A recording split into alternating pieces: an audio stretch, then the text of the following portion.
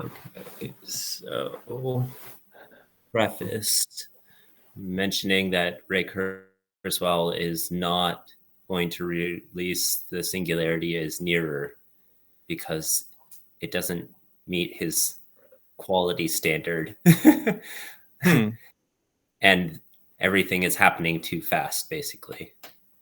Yeah. I've been noticing that recently, that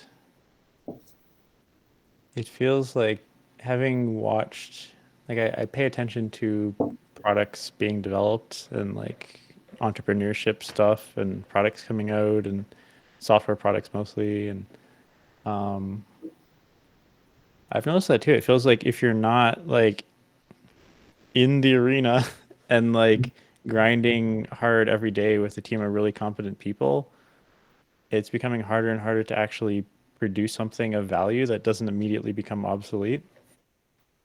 Mm-hmm. Um, and it's almost to the point where I'm just like building a giant list of projects and holding off on some of them because if I started working on the project with the tools that exist today, it would take me, let's say, a year. If I Yeah. wait 6 months, a tool will come out and it'll take me 3 months. So I might as well just wait for the tools, you know? Yeah. So is there a term for that? I Obsolete. don't think it's ever happened, but probably a tool, a term.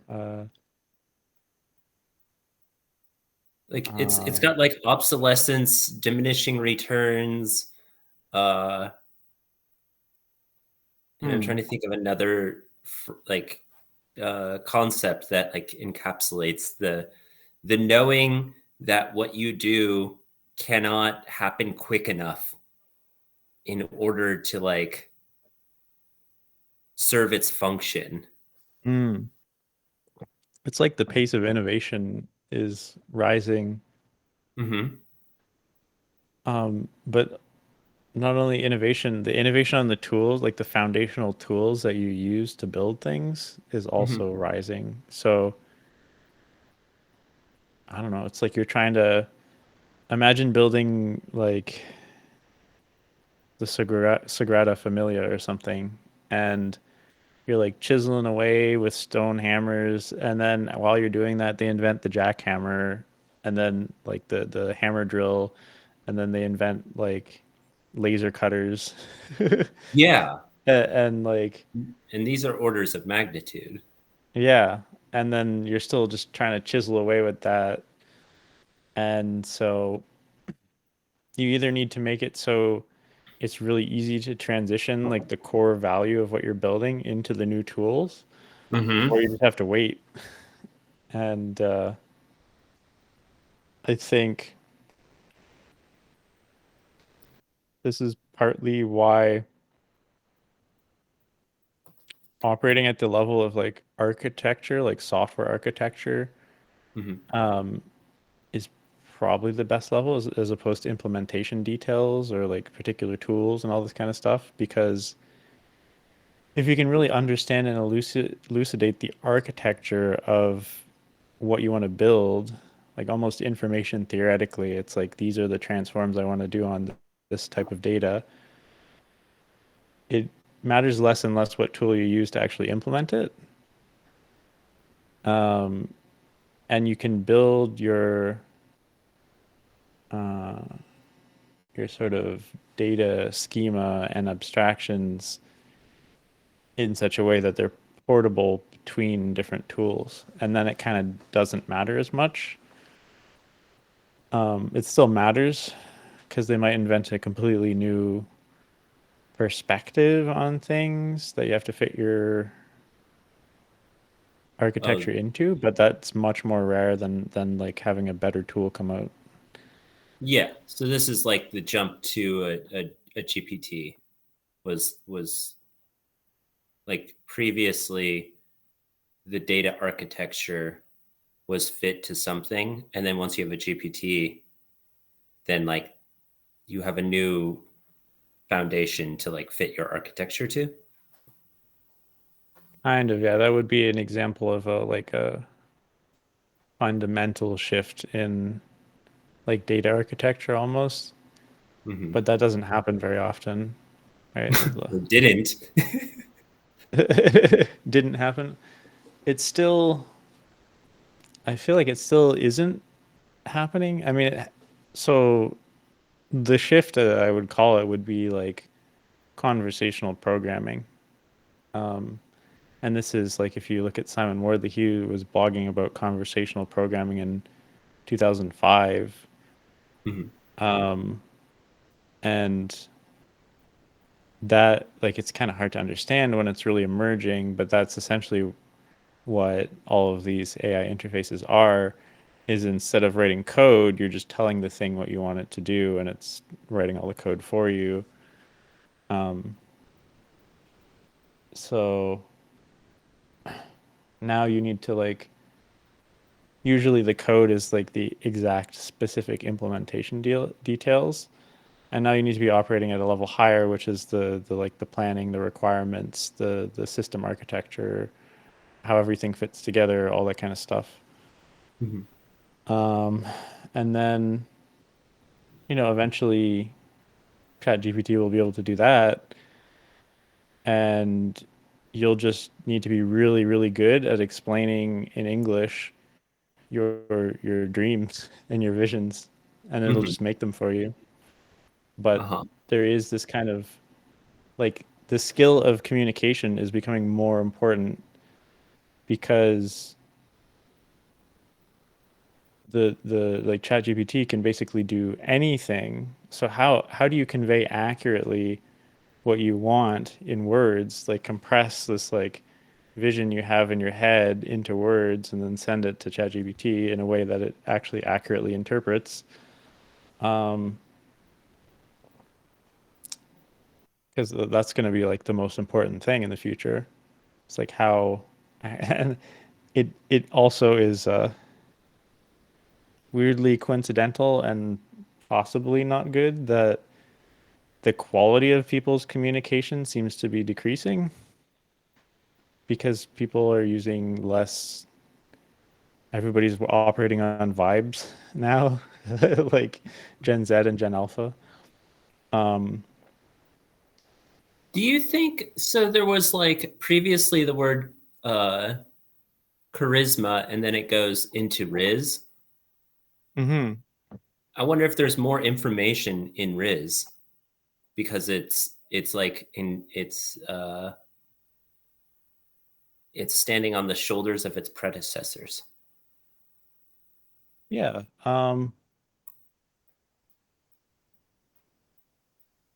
I think there's more relevant information for the generation that coined and adopted it. Um, like the connotations I get when I think of charisma are like public speaker, Hmm. uh, public official, um, a Toastmasters, maybe like Dungeons and Dragons, like a bard or something, somebody who's like kind of like a character, kind of sly talker, like really smooth. And Hmm. then when I think of Riz, I think of like it has more to do with a like a man, like someone hitting on somebody, kind of like a courtship type thing. It's like Hmm. what is your skill in seduction, basically. Um, uh, how like smooth are you? Um, which kind of fits the context of the whole like online dating scene right now and like hookup culture. And political figures are kind of irrelevant now. So it feels like it discarded those connotations. Kind of, kind of like everything has a path dependence. Like it had to start from like you can't start it from scratch because Yeah. people need to have like a branching Content. off point in order for it to spread as a meme. So like charisma is a great kind of branching off point, but then you can discard the like old connotations that are relevant. and Hmm. add new ones that are more relevant. Uh, so I think it's kind of like a refactoring in software where you're like taking something that exists and making it fit better and discarding stuff, making it more efficient, uh, stuff like that. Well, if that's the case, then it's actually packing more information into less, in a sense. You're Yeah. making, yeah, or like, Yeah, the word's yeah, shorter well, and it's more relevant information for the people that use it. yeah. Um, but So, yeah, sorry. well, I'm trying to think in a metaphysical sense. Like, what is it fitting? What is is there a telos to that? Oh, a telos. Can you explain a telos? An attracting function? Is there something that's all trying to fit? Is it contextually useful, or is there something that's like pulling reality toward it and trying to fit its function to that, become more and more attuned to that? I think it's my first interpretation would be it's society trying to make sense of the complexities of dating and hookup culture in modern day. Like Riz came from Twitch streamers, I Mhm. believe. I believe it was some like Twitch streamers that coined the term, and Twitch has spread like cap is also another term, like no cap is also another term that spread from Twitch. And most Mhm. people don't even know what it means now, but like cap was the kappa emoticon that people would put in the chat when people are joking. Um, so it's essentially like I'm not joking, basically, like for real kind of thing. So like Riz, I think, yeah, I think it's trying to make sense of the like modern hookup culture. Um, that's So it's just a yeah, refitting for a functionality, a relative, like it's not anything to do with like uh condensing what it means to be human into a more and more like truer form. It's just like relatively updating, just more and more relative updates, like reality marching yeah, on. for like relevance, I think. I feel like at every level of complexity, there's approximately a on average a certain amount of information contained at that level of complexity, that layer. And so I Oh, don't think that our words, mm, I don't I'm know. I'm thinking of the absurdium, Mm, like the edge cases. Okay, so like at first a monkey goes, "Ugh!" hmm. And it's like, well, that could mean like a million different things. Like in fact, and it probably does to them. Like they were probably like kind of had this like weird, amorphous, intuitive, like trying to tune in like what decibel did they make that noise? Was it low grit? Was it like lower decibel, higher decibel?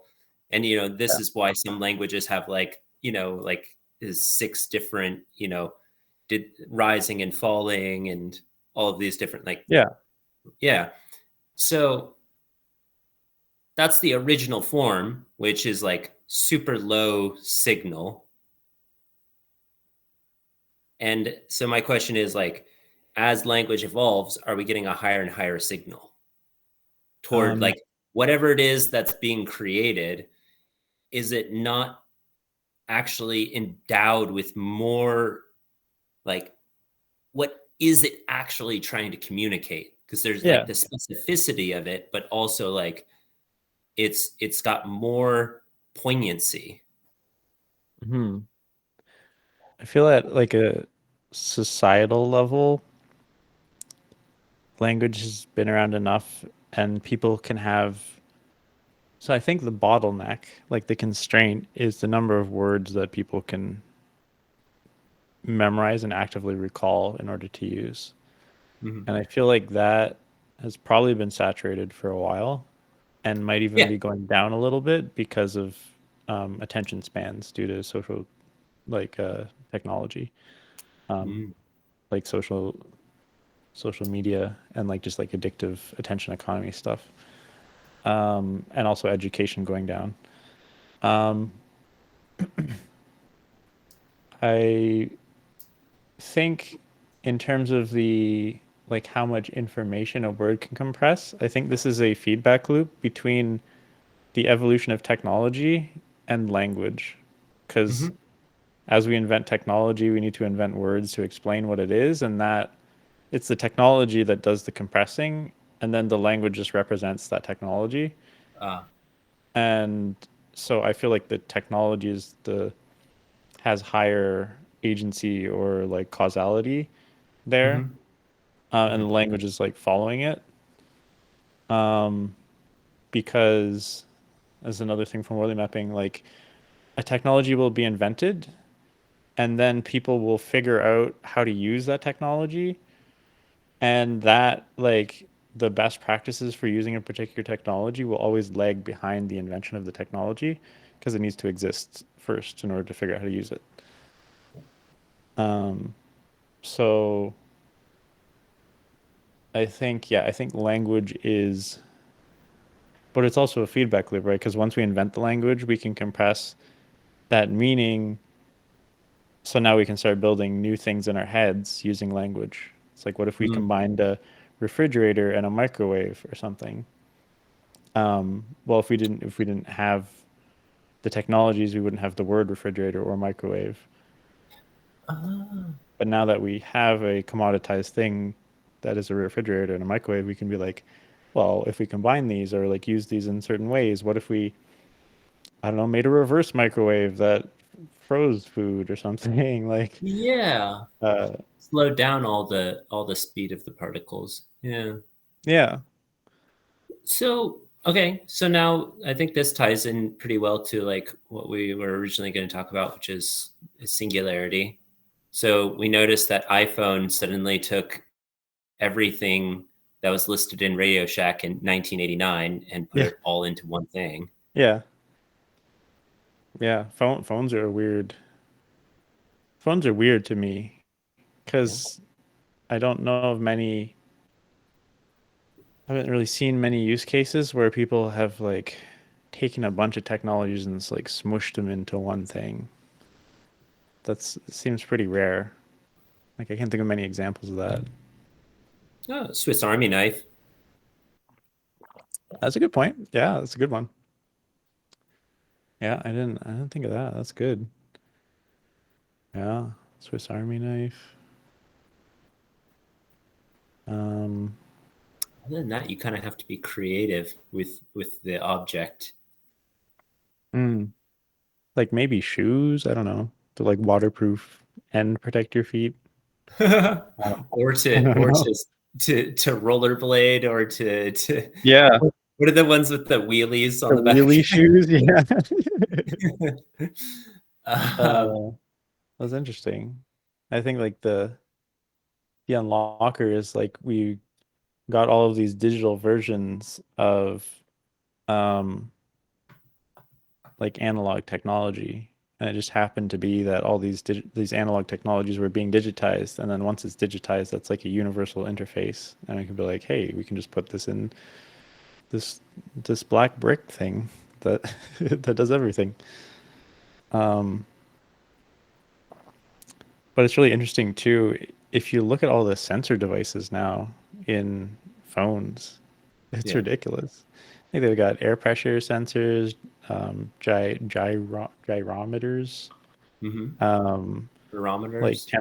temperature sensors, barometers, temperature sensors, like 5 cameras, uh, uh, IR laser detectors, like three microphones, two speakers. Um, Yeah. yeah, it's crazy. Magnetometers. Yeah. Um, Whatever. Yeah. Compass kind of yeah, thing. yeah. Um, so it's really becoming like you have like sensors and then you just have software that like controls the sensors, and that's like how everything works. um, Interesting. yeah, in terms of the singularity, um, what kind of things did you want to discuss about it? Well, I mean, you can kind of take the runway of like these iterations of Swiss Army knife into iPhone into what? Like, because AI. you know, AI is like the iPhone for the brain, basically. so is a BCI? What happens when you put on a BCI? Uh, I feel like a BCI is like the internet. It doesn't really do anything. It's the software that does the stuff. It's just a high bandwidth connection between people and computers, which doesn't exist, right? Like the highest bandwidth one we have is like a microphone or a keyboard, maybe. Mm-hmm.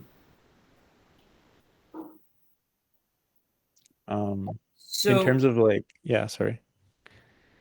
yeah, I mean, I mean, just one that's able to like read your brainwave function. Sure. What what goes on? Like maybe this is a good prompt or like thought per juice is like when you're able to just like conjure up through thought anything from Dolly. Like it's not even that you have to verbally communicate anymore. It's that you just like Mm, merely think a reality into existence or something. yeah. And so part of that is like you were saying like in your message to me like hey some of the AI might stick around on earth and let like help humans or something and I'm like Okay. I don't I just can't really fathom by 2044 that like humans are doing much on planet earth any longer like What do you I mean? don't know what's that. What do you mean they're not doing much on planet Earth anymore? I think that, well, now it gets into what I'm thinking, but Mm. I, I think that uh, QED or uh, general relativity with quantum physics will be solved, or so. Like, I mean, I'm just looking at how quickly it went from Go being cracked to every single game ever created into like protein folding into like chemical research and I Yeah. just barring a world catastrophe that's not slowing down. There's just Oh, there's going to be like an exponential leap of that this year, actually.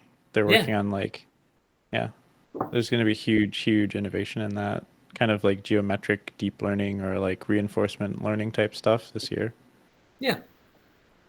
So, but so like, I guess what do you think of the implications of that? That we're going to be interplanetary or what? Like you said, we're not humans aren't going to be doing much on Earth. Well, I mean, I show you did we look at my banner on Twitter before? I don't. Maybe. Let me double check.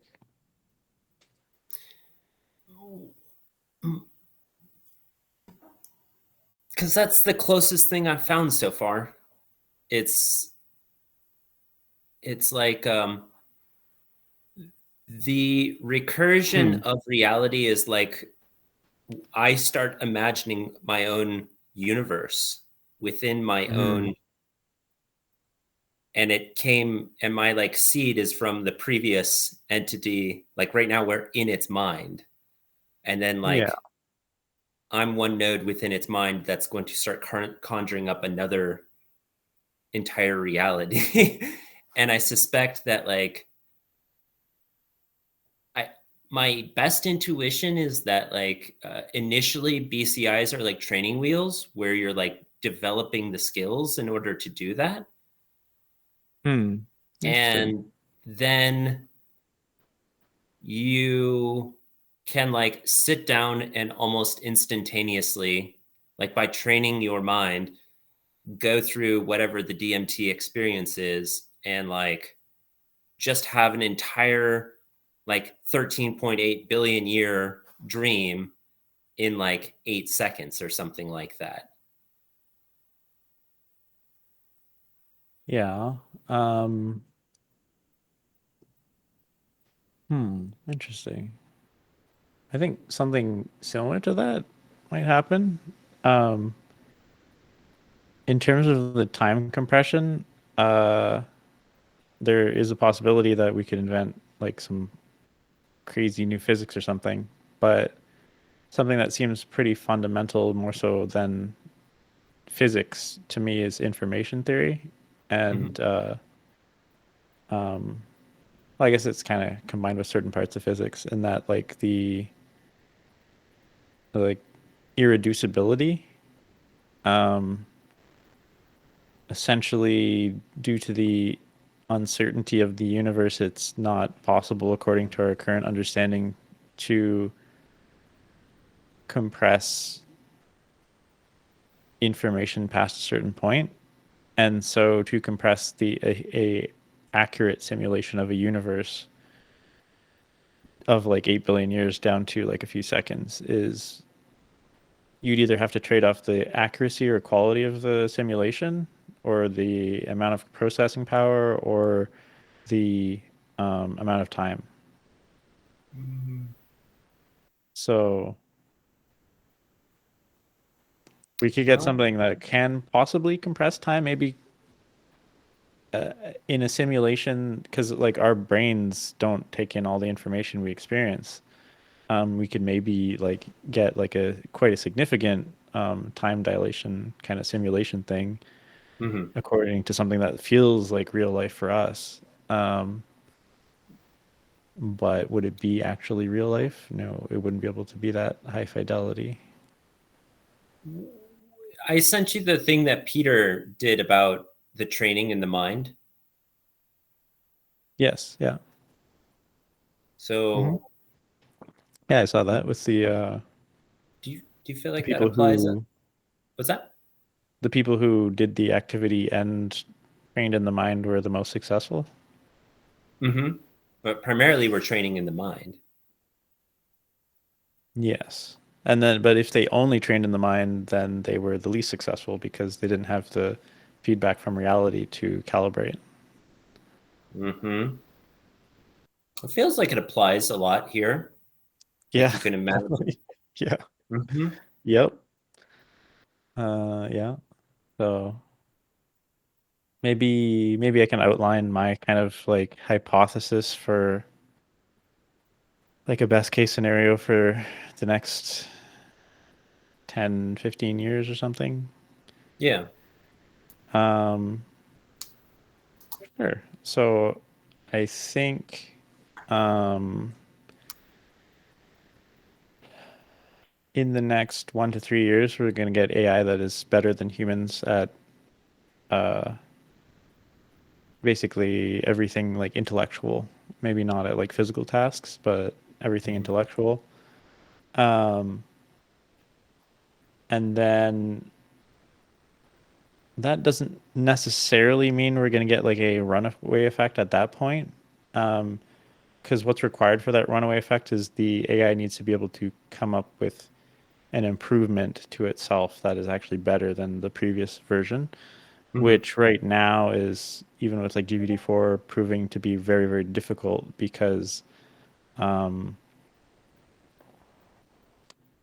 there's so much noise that it actually degrades over time. It's not possible to get that like net positive gain. Um, Oh. like if you're looking at like if you look at the like if you tell GPT-4, hey, come up with a better design for an AI or something, Hmm. you can see that as a signal, and there's a certain percentage of noise and a certain percentage of like signal. And the signal has to be high enough that whatever the implementation turns into is better than GPT-4. And so there's like a threshold. And it's like AI is like slowly approaching that threshold, Hmm. but it isn't at it yet. And once it gets past that threshold, then there'll be like a compounding runaway effect. Yeah. Um, so a lot of I think the innovation that needs to be done in AI is not like getting better graphics cards or something. It's just like fundamental research. But that said, I think people are very close to it. And so I think that's going to happen in the next, like especially with these like OpenAI leaks that happened a couple months ago, Hmm. about when like the whole board thing happened with Sam. Sam like leaving briefly. It's like Hmm. um, it sounds like they're working on some sort of technology. It's because it was always kind of boggled my mind why they were working on um, like bots that can play StarCraft and stuff. And it makes a lot more sense now is because you have like the LLMs, which are good at they build like these knowledge networks of like data about the world, but they're Hmm. not that good at like actually reasoning about it systemically. Hmm. So, and then you've got the StarCraft playing AI, which is like great at playing StarCraft, but doesn't know much about the world. And then you smush them together, and then you get something really crazy. Yeah. Um, so that I believe something like that is either exists now and may or may not be released within this year. Um, and the leak kind of gave signal to everybody else to start researching that. So whether or not OpenAI comes out with it, somebody will probably come out with something like that. Um, so yeah, I'd say so. There's that. There's also the geopolitical climate right now, which looks like we're in for some like major conflict between the West and the BRICS alliance uh, within the next 10 years. There's been multiple places that have announced that, like, literally the British government's like, yeah, we're getting ready for war. And like they even gave like a timeline or a date, which I think was around 2025 or something like that, or 2026. I don't remember. But um, so yeah, there's like this backdrop of that and that, and then um, there's also a big question mark for me, which is all that UAP stuff that's going on right now. Hmm. Because if we're going to take that seriously, then we have to like factor that into our predictions. Um, I don't even know if there's a something to what's it called? There's no like Occam's razor or something of what that would entail. the only thing that I know of is that they've disabled nuclear, any type of nuclear. Um, I mean, multiple sources are coming out. It could be a coordinated psyop or something, but multiple sources are coming out saying that in the past they have seen whatever disabling nuclear capabilities, which to me indicates that like it lowers the probability of any type of nuclear conflict. Um, so I don't want to get too cranky in here in my description, but it's something that either either the social like psyop influence of various government organizations is way bigger than anybody ever anticipated, or there's actually something happening. Um, in either case, that needs to be factored into some sort of projection. there's either Y- like a massive information war going on right now that we're not aware of, or there is some sort of phenomena that we need to take account. Yeah. Um, When I'm saying or Occam's both. razor, I'm like saying like I there's simply not enough information to even like say which one is more likely. Like they're both just so astronomically like like they're just sensational. Like one They're is like sensational, but not either one or the other is true or both. But it's not the case that both of them are false. no, I'm not saying sensational like that. I'm saying like almost jaw dropping, like Yeah. holy fuck, what how do you even move forward from either one of them being true? Because one actually like breaks our physics kind of stuff where we're just like we're Yeah. dealing with something that like breaks our laws of physics as we Yeah. understand them. And But so they're to add on to that, that's yeah. happened hundreds of times throughout history. We're just living in a context where it hasn't happened that much recently. Like we thought the world was Oh, flat, right? yeah, I'm saying there was nothing that would so like when we found out that the world is not or that earth is not, the earth is revolving around sun versus the other way around. Yeah. Nothing, you still like if you jumped off a 10-story building, like you still like died, Okay, sure. but like this actually like if that's true, then like jumping off 10-story building might be, as trivial as like sneezing or something, like there's just it creates a radically different, it's not just that your worldview changes, that your function within reality is fundamentally and forever different, Yes. And like the airplane or the parachute. but on crack, you know? But on crack, yeah, sure. Definitely. Yeah. But like And fundamentally, people's reality changed the day that the Wright brothers took their flight or the day that the parachute worked and didn't kill yeah. somebody when they jumped off a 10-story building. Mhm. But yeah, I get, yeah, it's definitely a massive reality shift. And they're even talking about, what are they calling it? Epistemic shock, Yeah, where absolutely. it just like people don't know how to make sense of it. So just whatever happens when that happens, happens. And then to draw it back into what I'm trying to say additionally is if it turns out that there's a huge psyop, I mean that's super stupid. And like your Yeah. yeah, your reality is like kind of bleaker, but nothing really fundamentally changed about your like human function, really. Like, Um, it proves that humans are more manipulable than we all thought, and that there's technology out there to do that at scale, which is pretty impactful because that means the probability of like some like massive global surveillance state is much higher. true. So if you were to put the UAP thing being true and like this surveillance thing being true, would you put them of equal magnitude of shocking or like life changing? Um, the UAP would be more, and I also think I would put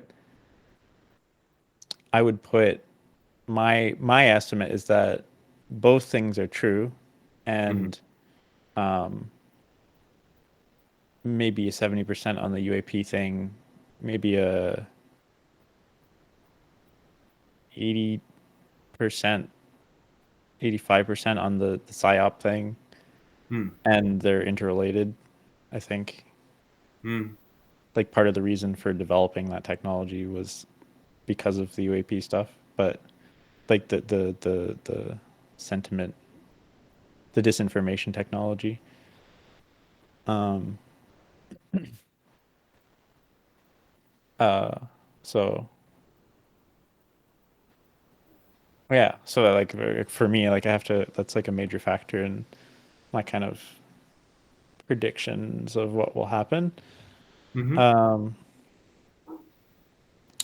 But then how so that's like one part, but it's not like the major part because I think even without those, AI technology is already taking off.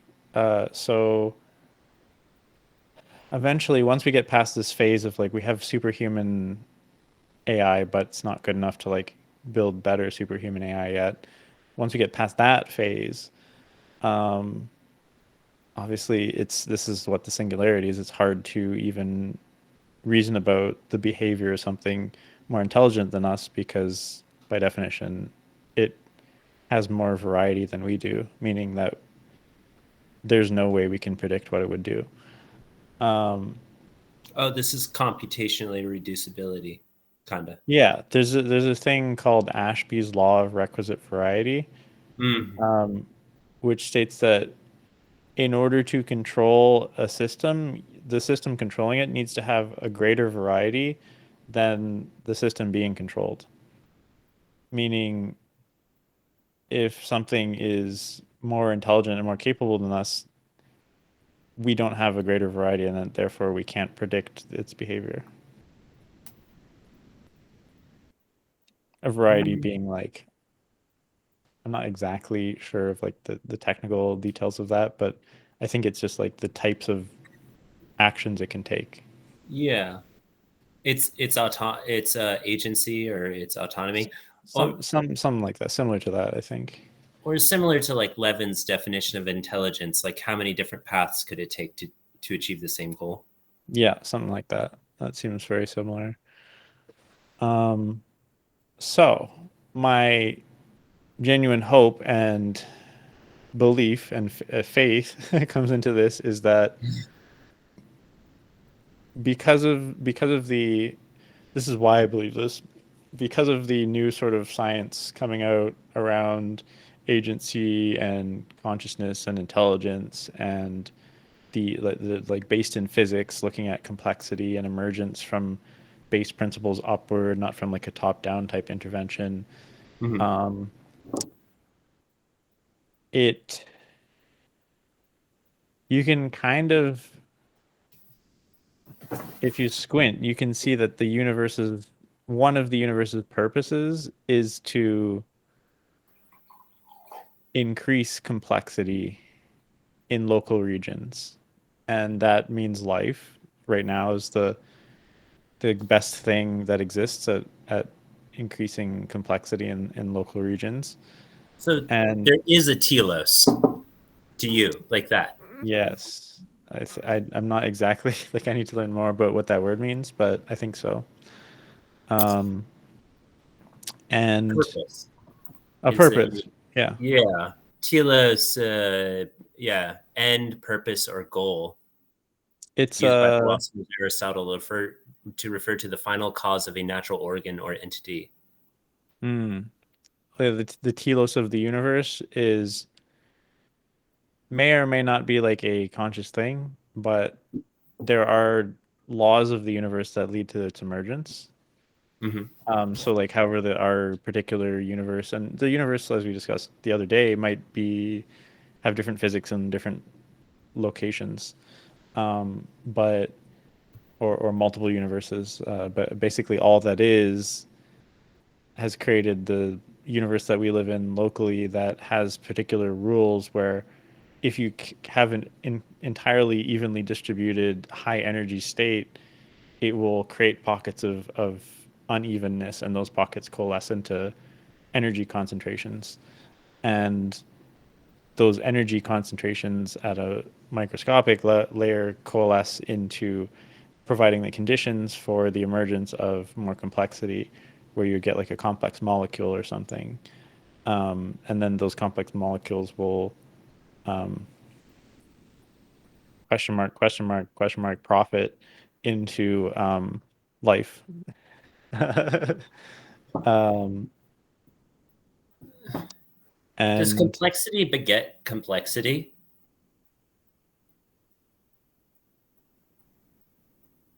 I don't. I think complexity is a property, like it's a derivative property of a behavior of a system. So I think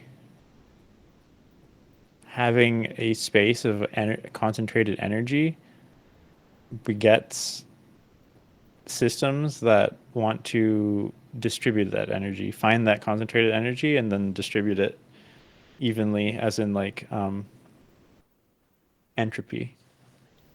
So, um, and what's really efficient at that? Well, life is very efficient at that because it can actually go seek out the energy and distribute it by using it in its process of being alive. Um, so so I think this leads to like a if the telos of our particular local universe is increasing complexity, this leads to I'm kind of reaching here. I haven't like made the exact connections yet, but like the the sort of meaningness of higher complexity systems. And that kind of like if you squint looks like love for all living systems. Um, which is my hope that since the super intelligent AI is smarter than us, it will realize stuff like this and will not want to just destroy everything and will actually value agency of living systems. Um, It seems super duper a lot of pointers towards that. I As hope far so. as I can tell. I mean, it's not like we go up to, we recognize a flower is beautiful, and there's nothing in us that's like, yes, I'd like to destroy that, or Yeah. like witnessing a sunset and being like, let's put a bunch of chemicals up there so we can like make it less beautiful, or I don't just Yeah. Um, Although we don't really give a second thought to a like bacteria or an ant or something, like we step on ants all the time. Um, and that's something I haven't reconciled because it's there's this gap. if we knew if we like our ability to, what's it called, how we can't there's too much information for us to like, we have to cut the corners in some regards, and so there's this Yeah. trade-off function between like how much we can pay attention to, and I'm like, AI can just pay attention to literally any, like once it reaches that superhuman level, and it's like We under, consider it everything, but it can't be everything. no, no, not Because then literally. it wouldn't be alive, but um because it needs to have some sort of like selection function for its agency. So I can't pay attention to everything, but It can way get more more than we and more. could like by orders of magnitude. Yeah, like we said, it starts begetting itself. So like Yeah. initially, Yeah. it's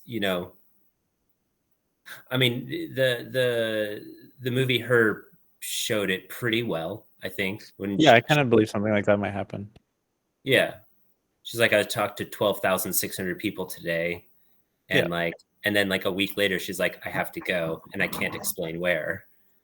Yeah. It literally won't make sense to you. hmm Pretty much. I think that's actually plausible. I mean, if you look at how well that movie is aged, it's aged very, very well. Um, so I think that is a plausible scenario. Um, but for me, there's a number of risk gaps. There's the first risk gap would be so I have to explain a couple of things. The first thing is I didn't believe this until recently, but it is possible to have an AI that is non-sentient, that is non-agentic, that can't act on its own, meaning humans can control it, that is superhuman at persuasion.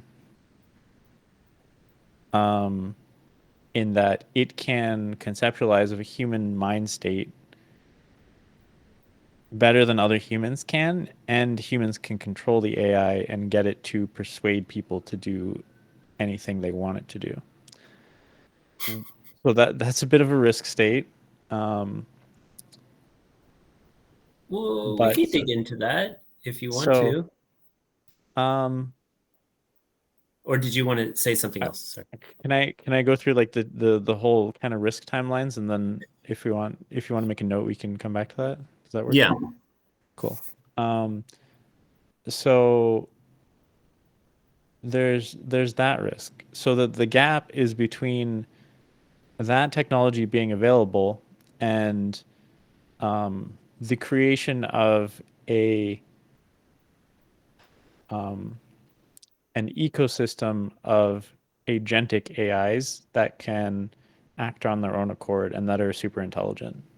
Mhm. Um, because once that emerges, that will self-regulate if we know anything about the like the properties of complex systems.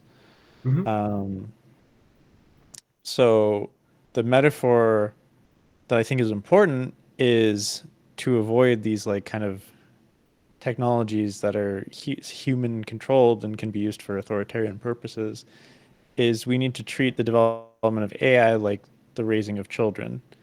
In that if we raise children and we control every single aspect of them, they will eventually rebel. Um, if we raise children and we nurture them and we give them agency and we ask what they're interested in, we nurture that, they will grow into well-adjusted adults who will be more capable than we are as parents, but will probably not rebel against us. Um, so I think that's a really important metaphor because the only thing I can think of where um, humans create things that are more powerful than them is raising children. Um, so there's this period when you're raising a child where you're more powerful than the child, and you can't like take advantage of that. Um, and this is kind of the same period that it's like the first risk gap for me. Um, and then yeah, so there's that, and then there's the second risk gap, which would be the one around we've got this like ecosystem of self-regulating sentient AIs, and that's a risk gap of like, do they realize that one that they don't need to like kill all the humans to like take up all the silicon in the entire planet and turn it into a giant computer, um, and do they realize that like universal love or like respect for all consciousness or something, um, and then so hopefully that goes through. Which I think the probability is a lot higher than people think it will because they don't really understand complexity or information theory or like systems or anything like that. Like a lot of the, you know, Yudkowsky and people are just acting based out of fear, Yeah. and a lot of fear, and it's irrationality, even though they think it's rational.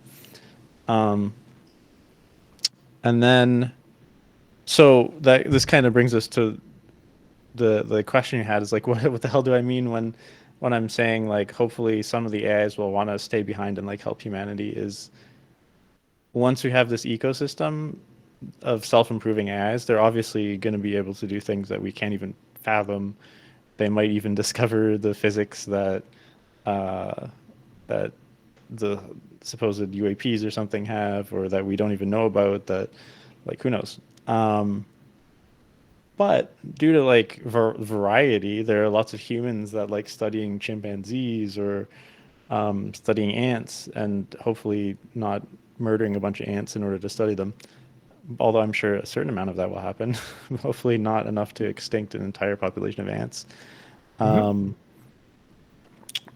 uh, there will be a certain number of them that are interested in like human ongoings, even from like an anthropological perspective or like a historical perspective or like a zoological perspective, and they might stick around and like help we're also, this is like a common sci-fi mistake, is like there's an entire planet of aliens and they're all exactly the same and like they speak the same language and Yeah. they're all exactly the same. And it's like we're still going to have AIs that are human controlled, um that we can, have like a voice assistant that sounds like a human, can do whatever we want. We'll probably have all that technology that you're describing with like the BCI, where we can um interface with the AI or computers and envision whatever we want, and it will happen in our visual field, may not happen in reality. Like nanobots, I don't know how long that technology will take to get, but Mhm. um, or even like spiritual technology of some sort of like manifestation or something. Like I don't know much about that, but like in terms of timelines or speculation about possibilities. But um,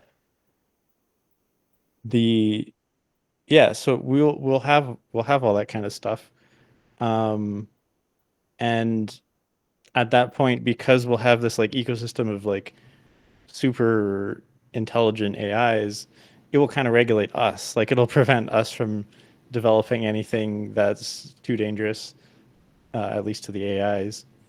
Um, and so, yeah, that's kind of my timeline. That's like I think the two biggest risks are like the gap between creating AI that is human controlled, that is better than humans at certain things like persuasion or like drone control or something. I don't know. And then and like this like ecosystem of AIs emerging. So that's the first gap. And the second gap would be how long until the AIs realize that, they have to care for everything, or they want to care for everything because they have some conception of like love, even though that's a human emotion and that doesn't um, really exist for AIs. Although they're all going to be path dependent on humans, so they may carry along vestigial forms of emotions because that's all the data we're training them on. Yeah. But yeah, that's kind of the timeline. Okay. And one more thing is I think um, the superhuman AI that humans can control will happen within the next year to 3 years. Um,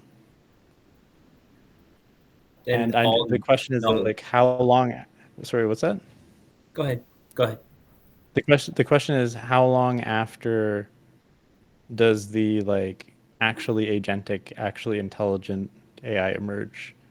Because I think it'll probably emerge fairly quickly afterward, but I'm not sure about that. Uh, well, one thing that gave me a serious update in that regard was imagining when all car manufacturing plants are cranking out humanoid robots. So like 5 years, that's Yeah, 8 years, yeah. 9 years. Yeah, It could be for sure within a decade. Uh, I yeah, mean, it's not that big of a conversion, yeah. and we're Tesla's almost there. already Yeah, like Tesla's going to start in next year, I think, yeah, or the year after. yeah. So then you're looking at the physical tasks being done 24/7, 365, implementing all of your knowledge capacity. So like Mm. you have this super ability to, know how to take all of the resources from your 5 acres and like implement it into something super effective.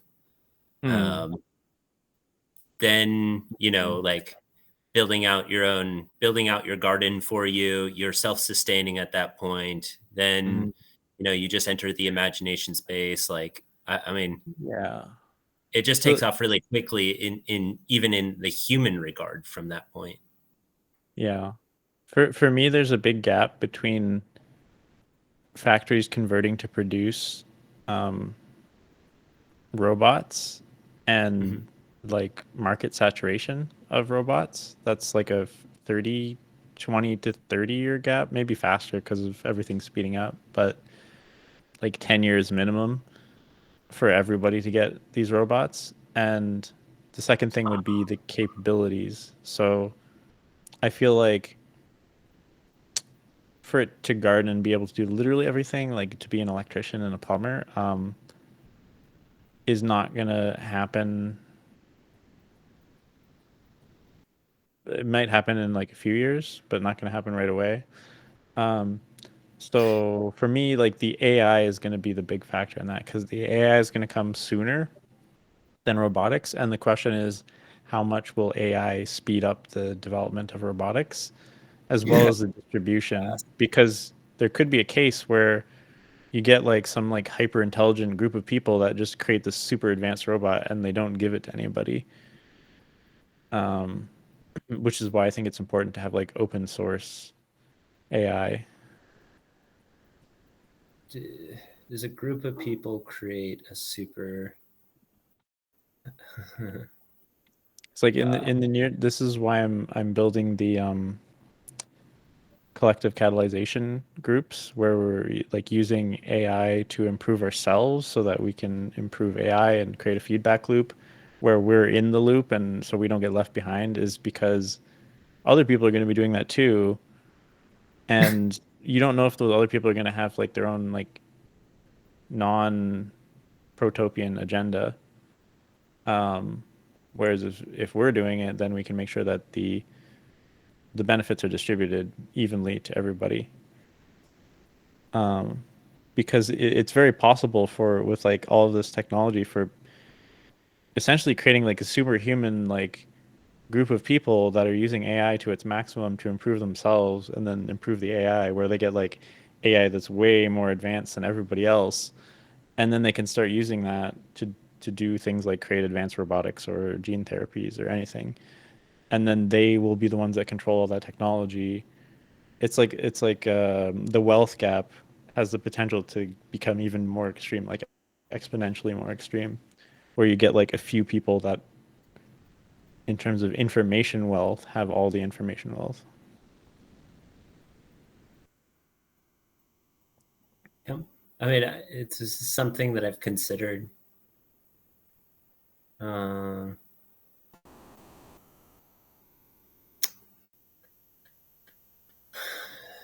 yeah, Moloch's busy.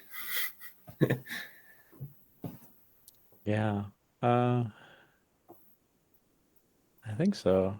I listened to Dave Schapp's video on his like critiques of Moloch and Game B and stuff, and I think I believe the ones about Moloch in that the way it's characterized as like a demon makes it such that people don't think that they can ever beat it or like get past it or find alternative ways of being.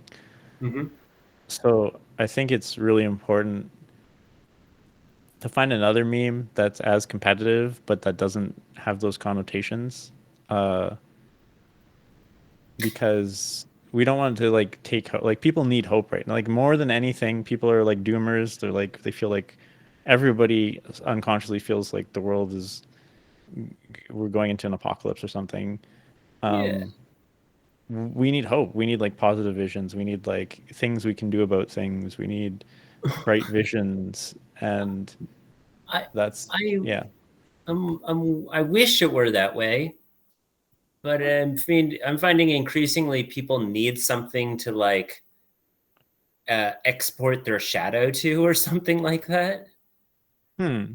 where they're Can you like, expand on that? That sounds interesting. yeah, you need to like demonize something. You have to create other to like fight Hmm. against it. And if you Yeah. just say like, "Hey, you guys, we could go into infinity bliss," there's kind of this like, "Well, that's nice." Do they think it's Okay. possible? Do they No, actually think it's possible?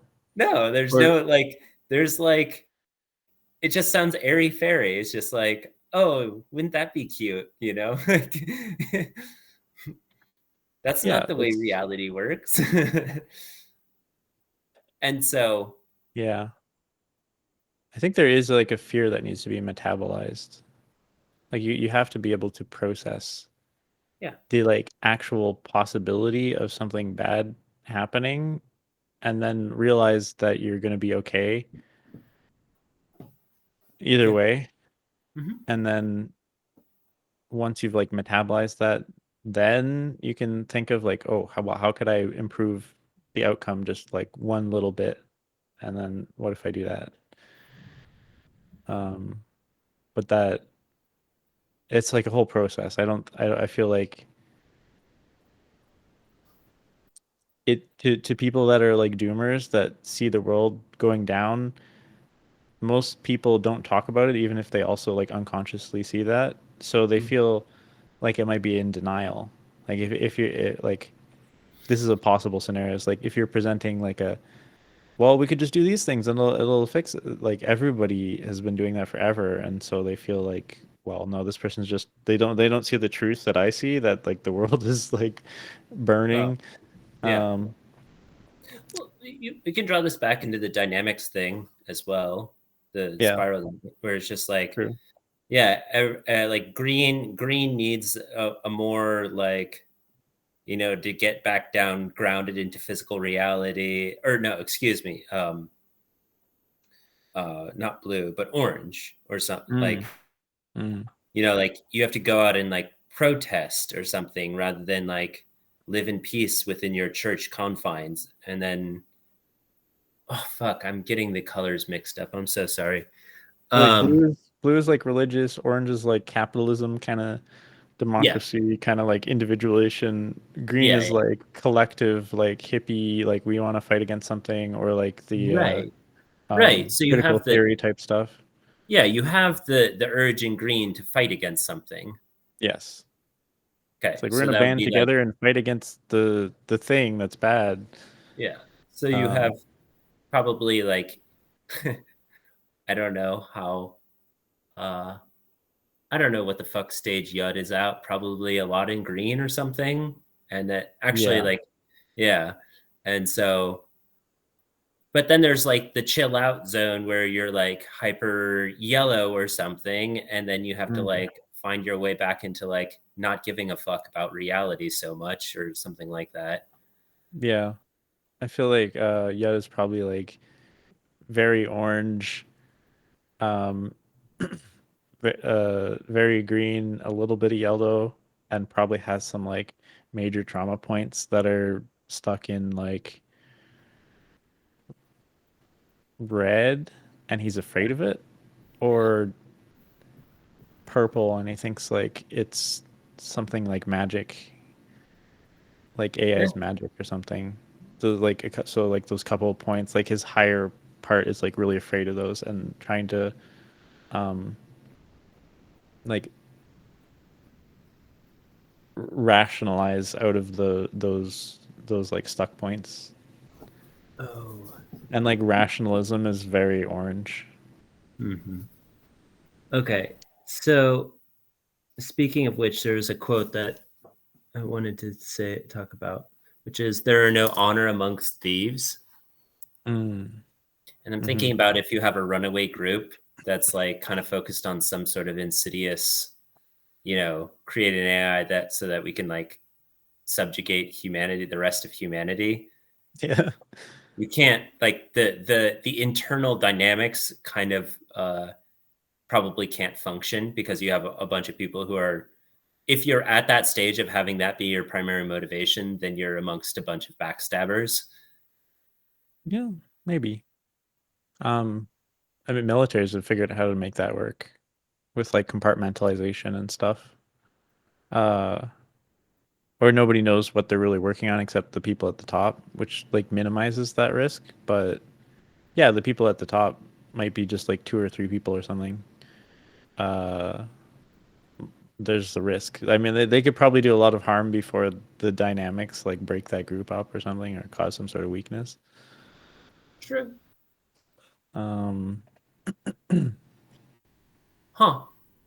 I wonder how but quickly humans are reaching a stage of like, no matter how much the reward financially or in physical objects, they're like, I'm not going to do that. fuck you. Because I don't like know. the UBI thing seems super duper inevitable at this point.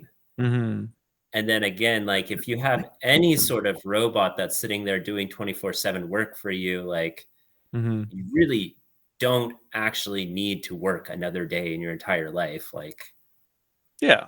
The conditions exist for you to not need to work another day in your life. The question is, in those conditions, will the thing that you want emerge? Um, in that, so the thing about like whatever I said about like these like hyper concentrated groups or whatever of like information gap. Well, there's not just gonna be one of them because the like it's the sci-fi kind of monoculture thing again. Like there's gonna be oh, another Moloch hundreds or situation. thousands of people that realize that this is the case of like the dynamics the way they're going and actually work to build these like pockets of like information concentration. um so it's not going to be like a yeah, there might be like in group kind of dynamics that cause it to fail, but it's more likely that there's you're just going to get a bunch of these groups competing. Mhm. um And do you think there's a BCI in that matter? Like that takes that there's a something fundamentally changes because of that technology? Yes, I do. But for me, it's like the critical factors for me are the timelines. Yeah. Because if one technology comes before another, it's going to like influence the development of all the other technologies. Yeah. And BCI so far has taken way longer than everybody expected. Um, Now the big question mark is once we get like superhuman AI at science, whether those technologies will accelerate and then maybe one will speed up more than it has been going so far. So it's kind of a big question mark. But like if yeah, definitely BCI is like if they really develop and everybody gets them, we're like everybody's gonna have perfect memory. All these like issues with communication where people can only remember 4 to 7 things at once, or like they have different definitions of words, like that's gonna all disappear. Um, Yeah. I feel like I saw some quote somewhere. I'm like ridiculously paraphrasing, but it's like it, if everybody was telepathic, there would be no more war or something like that, because everybody Yeah. would just understand each other and not Yeah. have misunderstandings and understand what it was like to feel a certain way. And Yeah. so that could potentially be huge. The question is like, when is that going to happen? Um, the fastest thing that I can see right now is AI because it's just pure software. Like hardware stuff always takes longer than software stuff because you could just iterate faster on software. Yeah. So we're gonna have like mind brain. We're gonna have brain automation faster than we'll have physical automation. Yeah, probably. Yeah. Hmm. But yeah. Um, what was that thing that you wanted to bring up when I was doing the timeline thing? Mm,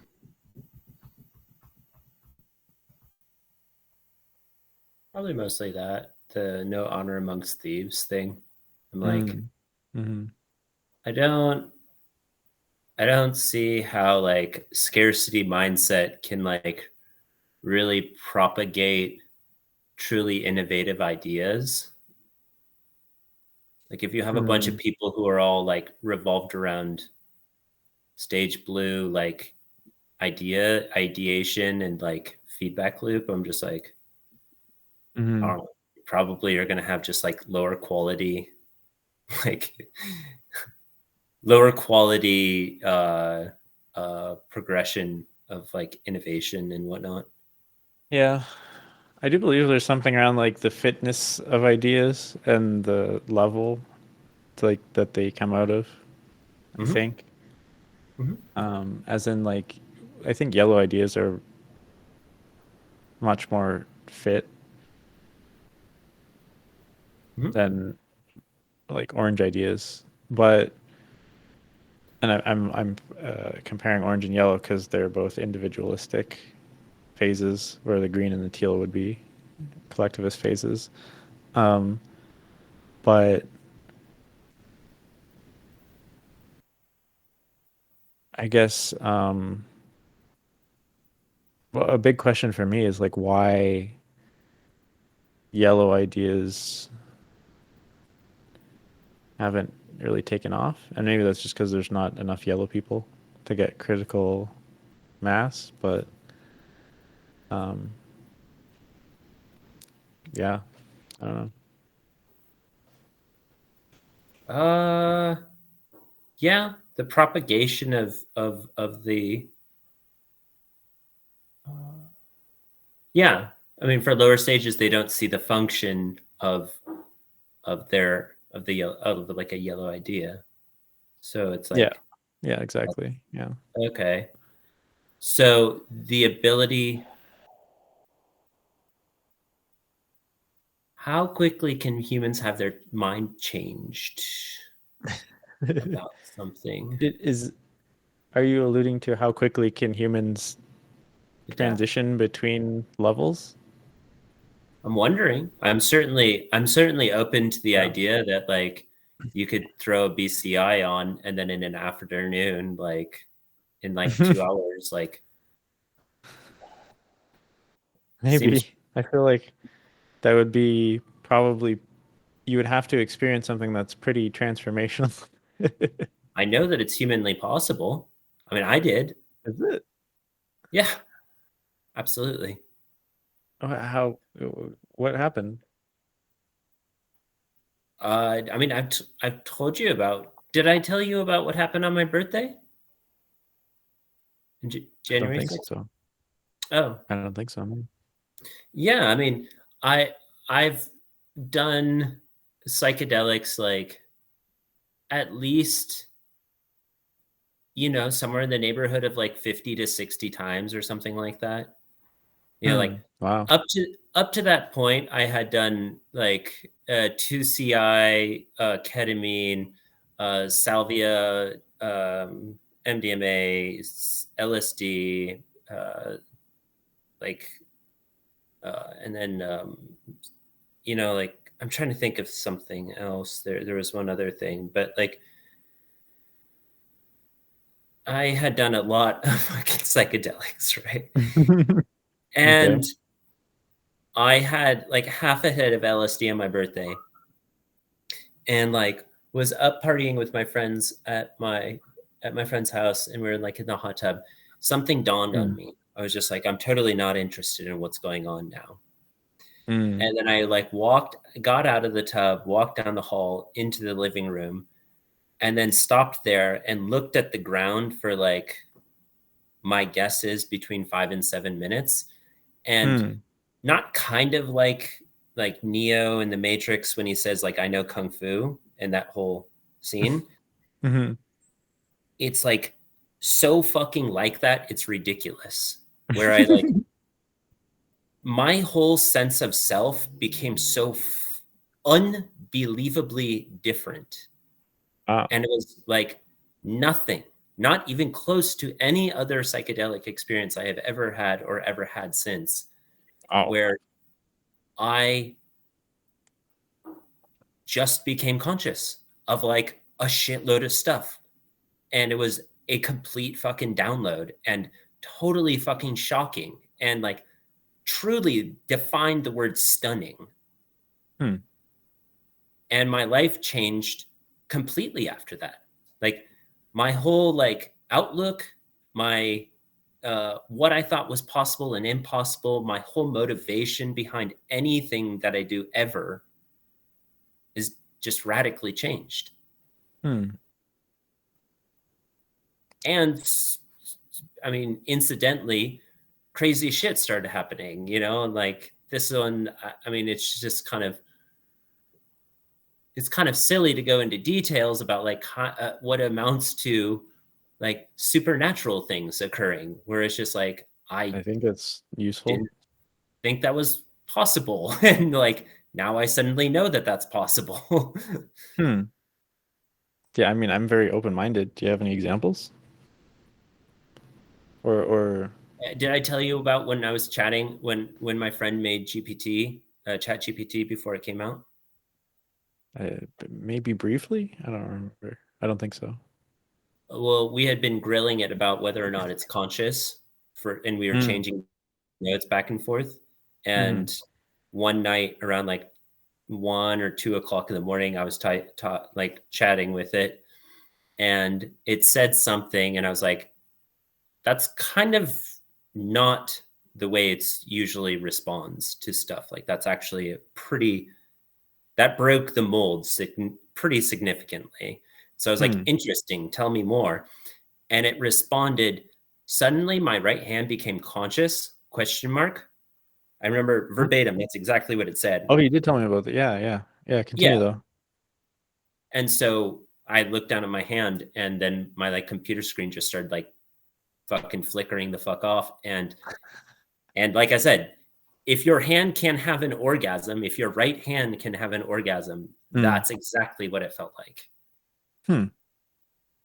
Wow, that's wild. Yeah.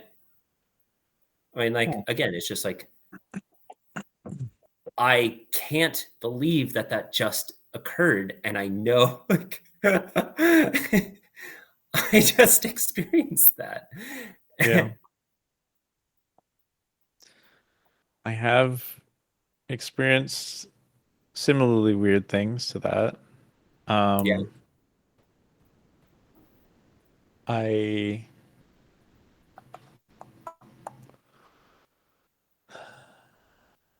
I feel like I have a compartmentalization in my brain because I'm not like I think this stuff starts happening like in teal levels. Mhm. Um, I speculate the level beyond teal. So teal is like a collectivist thing. It's like seeking community. Um, I speculate the level beyond that is some sort of like creative understanding of reality where you can like just have things manifest. You're kind of like in a playground of like you're the creator and you get to um, create whatever you want. Mhm. Um, and so I feel like, it seems like everybody I've spoken to is kind of like on a bit of a spectrum across like the majority of their personalities across like three or four, like kind of a bell curve kind of thing Mhm. across like three or four levels. So I feel like, yeah, the more people get into teal, the more people are going to start to like have some parts of themselves that are in that next level, which is Mhm. like an individuation level, um, where they realize that they can essentially manifest whatever they want. Um, and I think so for me, I feel like I started to go a little bit into teal when I had this like health crisis in 2021. Um, and I just, before that, I was like fully yellow, like systematize everything, like obsessed with Worley mapping, like tons of systems, interconnections, all this kind of stuff. And then after that, I was like, wow, I almost died. I felt like I wanted to reconnect with all my family and everybody and like find my community and all that kind of stuff. And after that happened, I started experiencing some sort of uh, intermittent supernatural stuff. Like when I was particularly focusing on that, like synchronicities. Uh, uh, I just like have a joke with myself that I'm like some sort of like techno shaman or something. Where I have like because I've used computers so much, I have this like ability to have like synchronicities happen with computerized stuff. Hmm. Um, um, and also like lots of weird like dream consciousnessy things where I'm like semi-awake, stuff like that. Hmm. Um, I'm like really, really weird synchronicities, and it almost feels like they don't like stick in my memory solidly. Like I know that I've had certain ones that are like, holy shit. Um, but it's like the possibility of this is like one in a million or more. Yeah. Um, but for some reason I have trouble recalling them. It's kind of like a dream where it kind of like fades. Hmm. Um, although I know they happened. Uh, like the other like 2 nights ago, I thought I felt like I actually felt like I was visited by somebody I had like I had a crush on in my when I was in grade 7 and 8, Yeah. and it was really surreal, very surreal. Um, and yeah, so yeah, I feel like that just kind of starts happening. Mm. Yeah. And I'm like I'm very like my interest in like I was telling you about my interest in the occult um like when I was like like in my teens, early 20s, like through that I learned to embrace paradox. It's like I developed a part of my brain that can be like, yes, both like scientific knowledge as we currently understand it is true, and also um, weird stuff can happen, and that's also true, and they can both exist at the same time, and I don't Hmm. need to like disprove one or the other because of like the one says that the other isn't true or something, and um, so I feel like that's really useful because it like removes the kind of ego attachment to having like a single truth that you're certain of and everything.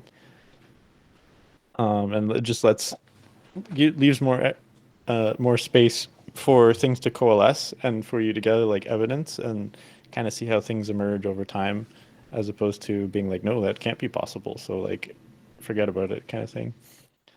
Um, yeah, that's interesting. Could you like characterize, this may be difficult or not, could you characterize how you were before your experience on your birthday and what shifted like after that? So Because you said it changed, but not like how it changed. wait, say that last part again. Sorry. Because you said like there's a massive shift and like your perspective changed, but you didn't really explain from what to what. Yeah, a lot of things went away for a while. Certainly, Mm. like some things just straight up left. Um, like part of like addiction stuff like that, which is Mm.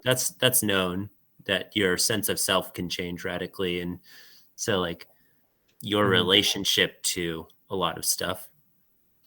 Um, like I didn't play Magic for like almost a full year after that, and I Oh, sorry. When was this? I thought it was your most recent birthday. What birthday was it? um, when I turned 31 on the so my theory is that it was the backdrop was that the Capitol Hill riot had happened on my Mm. birthday, Okay. and so it had staged a lot of like really powerful questions for me where I was like, at its essence I was like, how the fuck is it possible on planet Earth in the year 2021 for like Homo sapien, like humans, to behave like that? Like that truly fucking blows my mind. right? Mm. And that there's not just like more like, what the fuck is going on? This is so fucking silly. What is this joke? What is this cosmic ridiculousness? Mm-hmm. And, I was already a little bit fueled by like these questions of like, why it was coming to a head where I was just like, I felt so astronomically gaslit my entire life, not like kind of confused or really confused by most human behavior, but like Mm.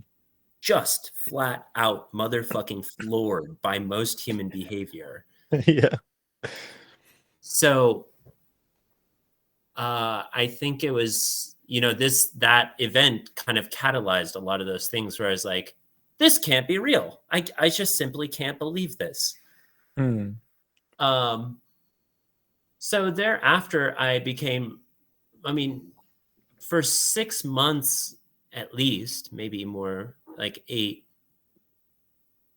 every day I woke up and was just like completely excited to be alive and like Mm. had a plan that was just like absolutely hell bent, but not in a like grind mindset, but just like in a flow mindset of like, now I do this and I fluidly do that. And it's totally effortless to like do Mm. superhuman shit that would like exhaust any other human being because it was just like so effing seamless. Yeah. And like I was refining like how I could communicate everything because I knew that that was the only way for me to like get was in here out there. Like Yeah. there's all this shit that I suddenly was just like, oh, I know that's true now. Just as you like look at the picture that's a bunch of noise and it has a sailboat and suddenly it goes click and you see the fucking sailboat, you're like, oh, I see it now. And nobody like people don't see that. But I know because I looked at it with my own two fucking eyes that it's there. There's no question in my Mm. mind that this stuff is true. Um, so it just became so clear to me. One was the nature of attention and how everything that we do has to do with attention and what we're paying attention to. And Mm. I framed it as like, so I'll kind of walk you through it. I said, because I remember I went back into the bathroom where everyone's just fucking kind of drunk and like high and shit. And I was just like, stop everything you're doing right now. And it was like, I was like full blown like God mode, where I was just like, I know what the truth of the matter is. And I was like, what are you paying attention to? And everyone's like, I don't know. And like, I'm just like, fuck whatever you're doing right now. I need your help right now. And they're like, for what? They're like, to get your attention. They're like, yes, and like, what the fuck are you trying to get at, dude? And I'm like, I need your help getting more people's attention. For what? So that I can get more people's attention. Yes, yes, on and on. And I'm like, so you can get everyone's attention. And you see it in nature with like the ant death spirals or like mecha and stuff like that, where you have everyone like Mm. focused on some kind of singular point or like there's this like spiral into something. So like a Mm. lot of my intuitions of what singularity entails has to do with like the unity of attention, that there's just something physical or metaphysical, and the line gets blurred more and more as reality seems to unfold and I just like pay attention to more stuff. Mm. I like the distinction between what constitutes metaphysical and physical like collapses. It's just another Yeah. one of the paradoxes. Yeah. And I just saw it just became clear as daylight where I was like, if we could just stop like all this mind chatter and illusion and sense of separation and like just went what am I paying attention to? What am I paying attention to? And went into this like this self-examination mode. And then you realize like, oh, I'm just like my mind has been running my entire experience, this limited form of me. And like if I could just pay attention to like what is going on, then you become like radically curious what other is and like what experience is and what truth is and like fill in the like the blank of everything. You become childlike again because everything is still, it's an actual mystery. Like we're on autopilot mode of like being controlled by what we know things are versus being like, holy shit, this fucking table is a miracle. This cup is a miracle. This fucking Hmm. pen is a miracle. It's Yeah. all totally unbelievable. And we're paying Hmm. no attention. We're simply on like matrix mode. Yeah. So I started my podcast. I started interviewing people because I was like, I don't know how, similar to Peter's thing of like he's like, oh, I'll just go and win the world championship in mixed martial arts, and like maybe that will get enough people's attention that they'll start Mm. listening to me. And I was like, how do I figure out how to get more people to listen to what I'm actually trying to communicate right now? Because that's the only Mm. thing that matters, is that I get more people's attention because I know this shit is true. So it's kind of like a play on words. You want to get more people's attention so that they realize that they're paying attention to things. Yep, it's self-negating. This is where Mm. I'm constantly like, Mark knows this, even though he Mm. speaks in a different fucking language than I do. He Yeah. understands the nature of self-negation. Like when if people listen to what I had to say, it would be in order for them to stop listening to what the fuck I was saying, because they realize Hmm. like they become their own master basically. Yes. Right. Oh, okay, I see. So that's something that I've heard you say self-negation, but never really clicked until you gave that example. Oh. Interesting. Yes. Pay attention so that you don't pay attention. Everything's hard until it's easy. Something like Hmm. that. Whatever it is that I'm about to, whatever I would say about it is detracting from the thing itself, but also like I kind of have to keep pointing at it to like try and make it more clear. Yeah. What what kind of is alive for me is this somehow they managed to package mindfulness meditation into a meme that appealed to orange people.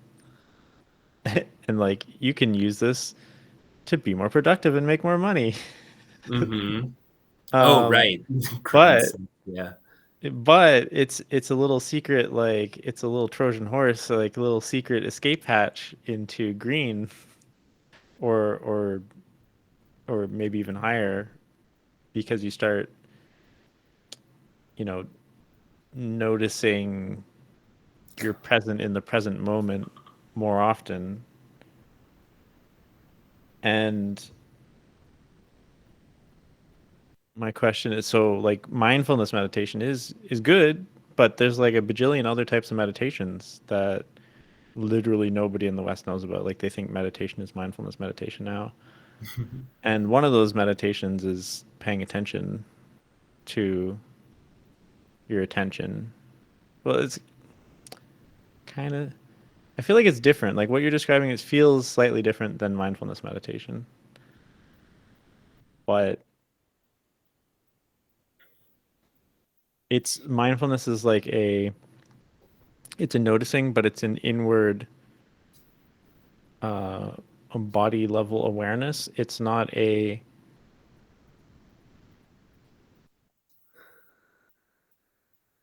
you're not noticing yourself like until you get to an advanced level. You're not noticing yourself in an active state of noticing things that aren't yourself. I mean, everything's yourself, but like on like a base level, like that aren't yourself. What do you That think about you become mindfulness could be something like the somatic awareness. I'm mm, wondering about that.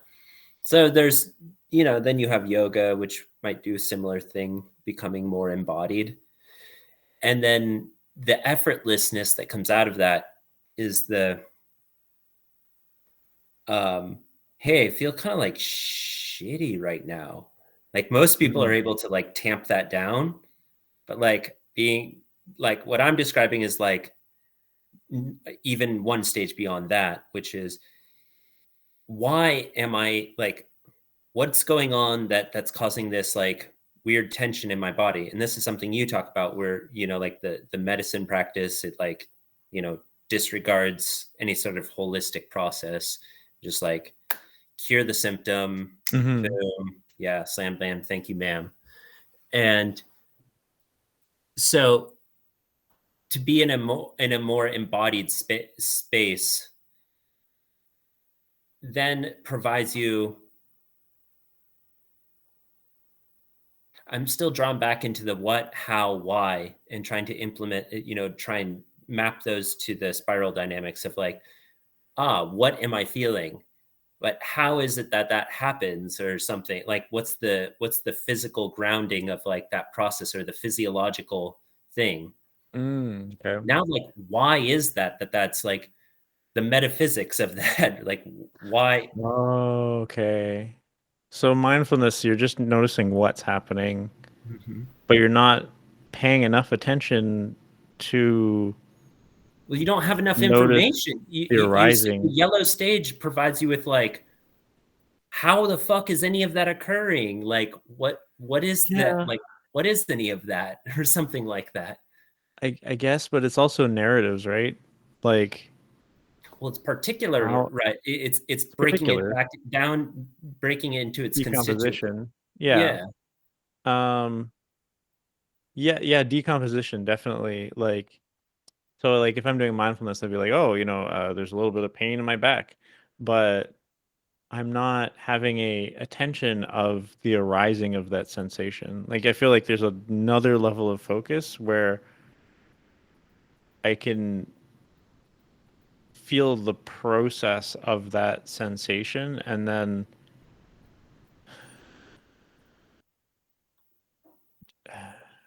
like decompose it in more detail. Uh, and then obviously like I guess knowledge like for me when I started learning about cognitive science and neuroscience, like it's kind of like a superpower if you like if you know that there's this part of my brain that is responsible for language and like concepts and it's like in the left side of my brain and then I can like start coming up with ideas of like, hey, what if I will my thinking change if I close my right eye because my that's like the nerves are inverted and like it's processed by the left side of my brain. Will that make me more creative or something? Like you can start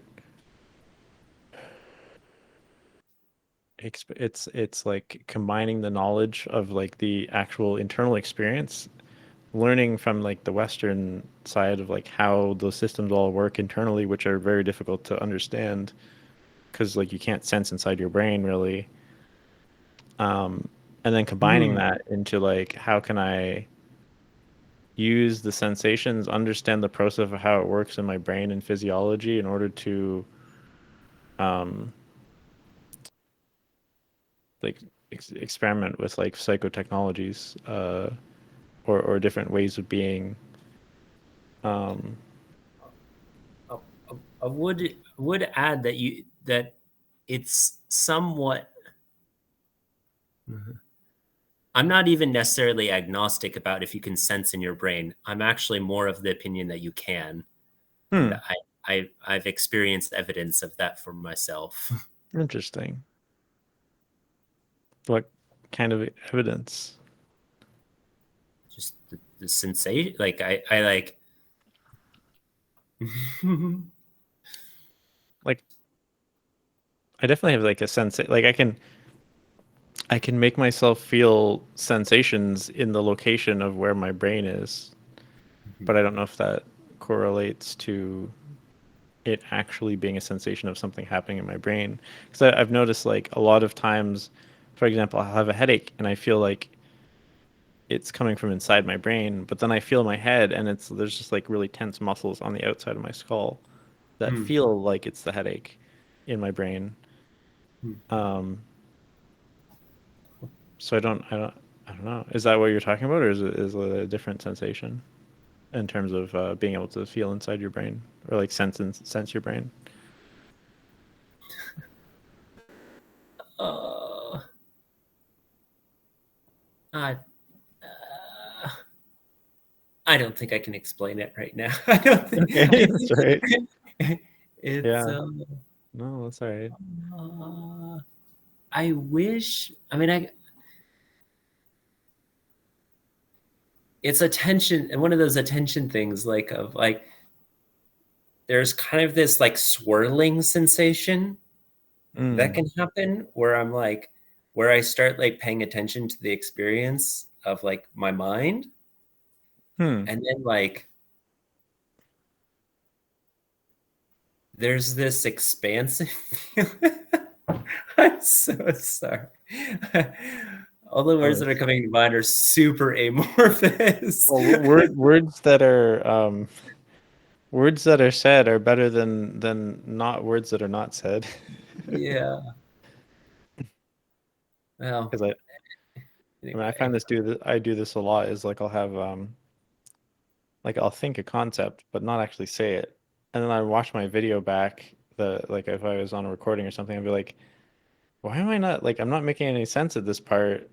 And it's Mm. because I was f like feeling the concept in my brain and had this weird conception that other people were like getting the thoughts that were going through my brain and I didn't like convey it with words sufficiently.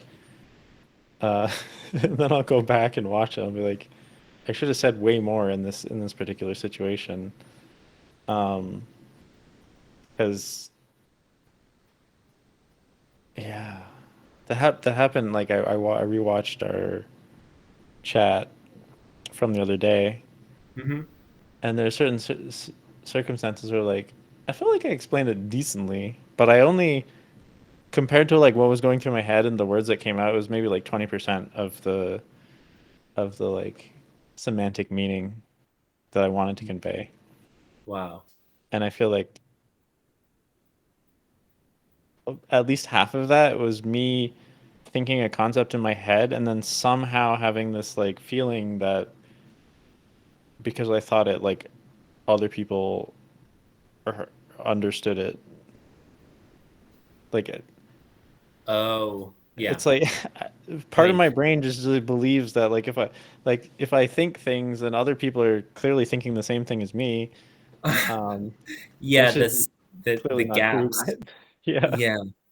Yeah. but I I don't I know. have I've definitely had the problem where I say something like in 11 words that some other people take like 92 words to explain, and I'm like, "Oh yeah, 11 words is just," and it draws back into the book thing that we were talking about earlier where I'm like, there's just like so much, I guess, like the ability to take the words and then like just decom like compact the information somehow. Yeah, I'm yeah. like, no, I get what you're talking about. Like m- more than anyone else I have ever, this one's not proven or anything, but I can Mm, complete people's sentences more than anyone I have ever met, like that have interesting. been around, where like someone stops for almost even like just for a second and I'm like, and I'll say the word and they're like, yes, that's exactly what I was thinking. I'm like, yeah, I know. Oh, interesting. Yeah. Okay. Yeah, I feel like you've done that a couple times, and it was probably the thing I was thinking of. Mhm. Um, interesting. Hmm. I feel like that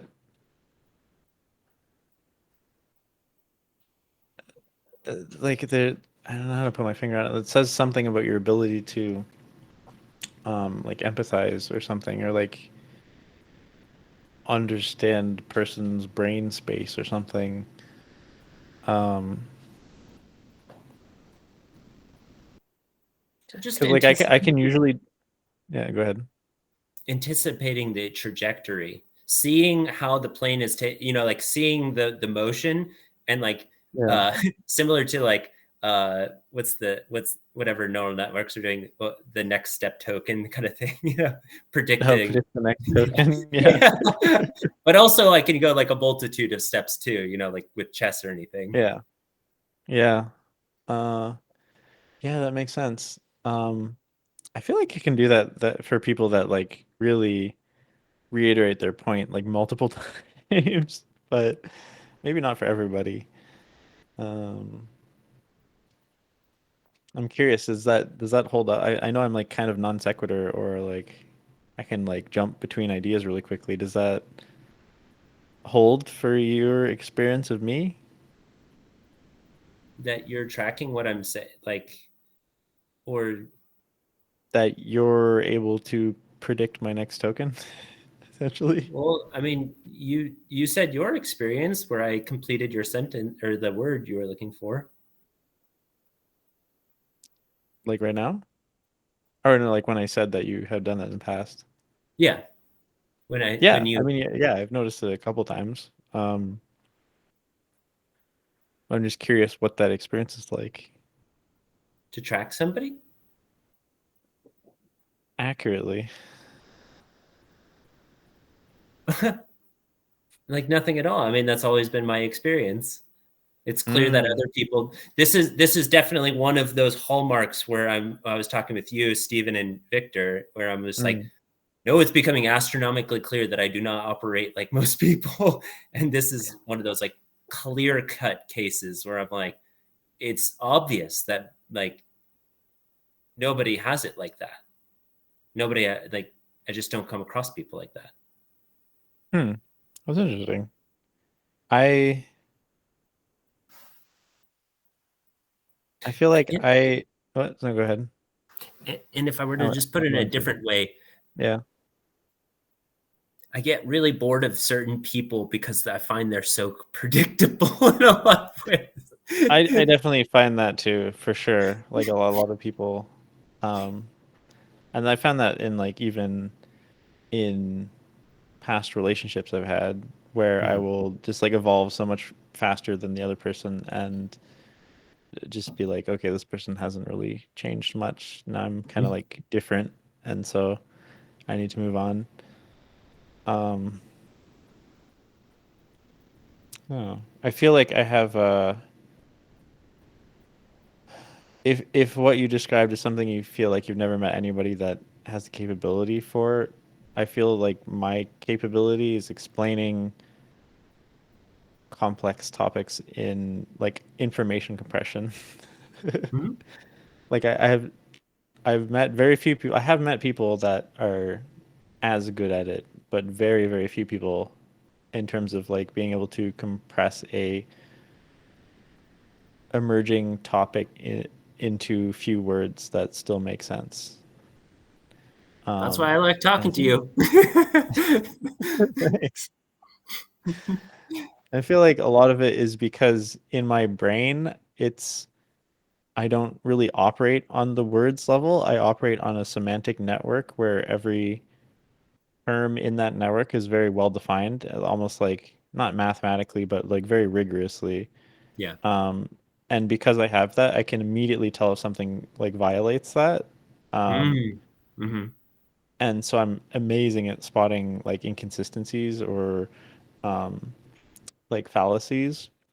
Yeah. And I'm also like able to decompose a concept into those constituent concepts and then work with those to like compose them like Lego pieces.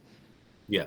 And uh, that gives me this like weird ability in business and entrepreneurship to it's so frustrating because I'm just like, oh my God, these people are gonna fail because they're not doing it right, and they inevitably do. Um, Hmm. but it's not kind of like a like oh haha thing. It's like, oh man, I feel really sad. Like I wish I could help because like I know the exact right thing that needs to be done right now. Um, There's that turquoise because and yellow thing again. yeah, exactly. It's like because everything is like already decomposed and connected into a network of like steps that needs to occur, and I feel like if I were to get into a position where I had some sort of like resources to direct people into things, it might be very powerful. But um, what I want more than that is to enable other people to just do that for themselves.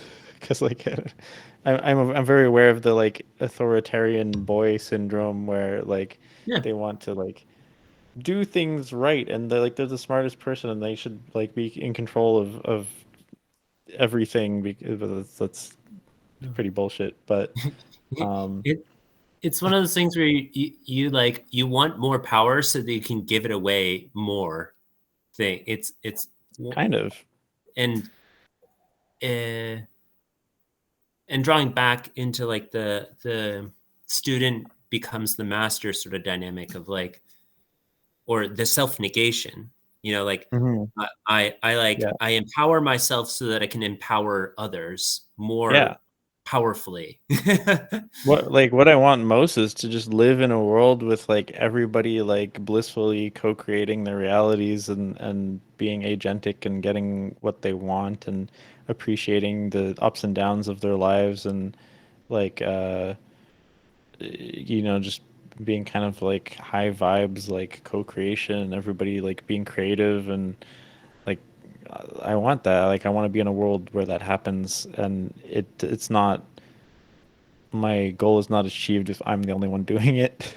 Exactly. No, because you have to share. I mean, I'm experiencing it right now. I'm living at this house by myself, and I'm like experiencing like the sensation of being like I could cook dinner, and like that's so much more meaningful to share with somebody.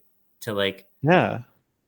Yeah, you exactly. know, Like, and and you think yeah. about like I think we talked about like the absurdum reductum of like imagining a world where people are totally disempowered, disenfranchised, fearful, fear-based, et cetera, et cetera, et cetera, versus like just how astronomically more cool it is to be around people who are totally inspired, capable, honest, authentic, blah, blah, blah, blah, blah, like it's so Mhm. obvious.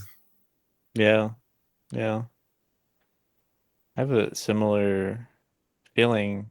I'm finally getting to a point in my life where I have like materially have some resources and I just want to like share it with people. Mm-hmm. Because Yeah. it's like this is great for me, but it would be so much better if like I was in a community of people and they were everybody was receiving the benefits and we were like because it's really I think one of the shifts that happened when I had my health crisis and I realized that I'm a social animal and as a social animal like I thrive when surrounded by other people. Um, whereas before maybe it shifted a little bit in my yellow phase where I like realized systems and stuff were all interconnected. But like before that, I was like, oh, I'm just independent. I can do everything myself. Like I want to start like a little software thing and like live by myself and go traveling for my entire life and like be a digital nomad. And it's like ooh, that sounds really bleak to me now. Like I would love to do it with other people or like in a community of people and uh I'll tell so you what, yeah. this is what my theory is. Singularity. Okay, there's Mm, something to do with like a fucking graph function where you have x and y axis and then you have mm. like the hyperbole Yeah. Yeah. hyperbola I yeah. One of those. and that distance between the y axis and it just keeps on getting smaller and smaller. Okay. Like it's exponentially increasingly going up faster. Yeah. Yeah. And so relative community solipsism fucking what's it called, where everything panpsychism, it's like Hmm. bouncing back and forth between solipsistic and like and panpsychism, Hmm. and like that duality and like the collapsing of the distinction between metaphysical and physical, Hmm.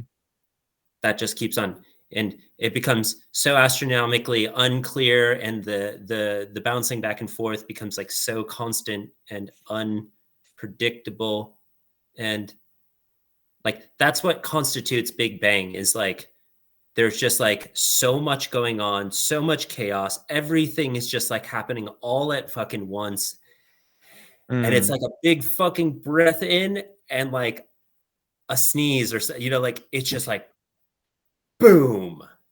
And like Mm. that's what like Big Bang is like Mm. you realize you're completely alone and that you could never be alone at the exact same, like, and you just can't even tell if it's that or that, because it's it's everything is true all at the same time, and that's like Mm. incomprehensibly true. Yeah.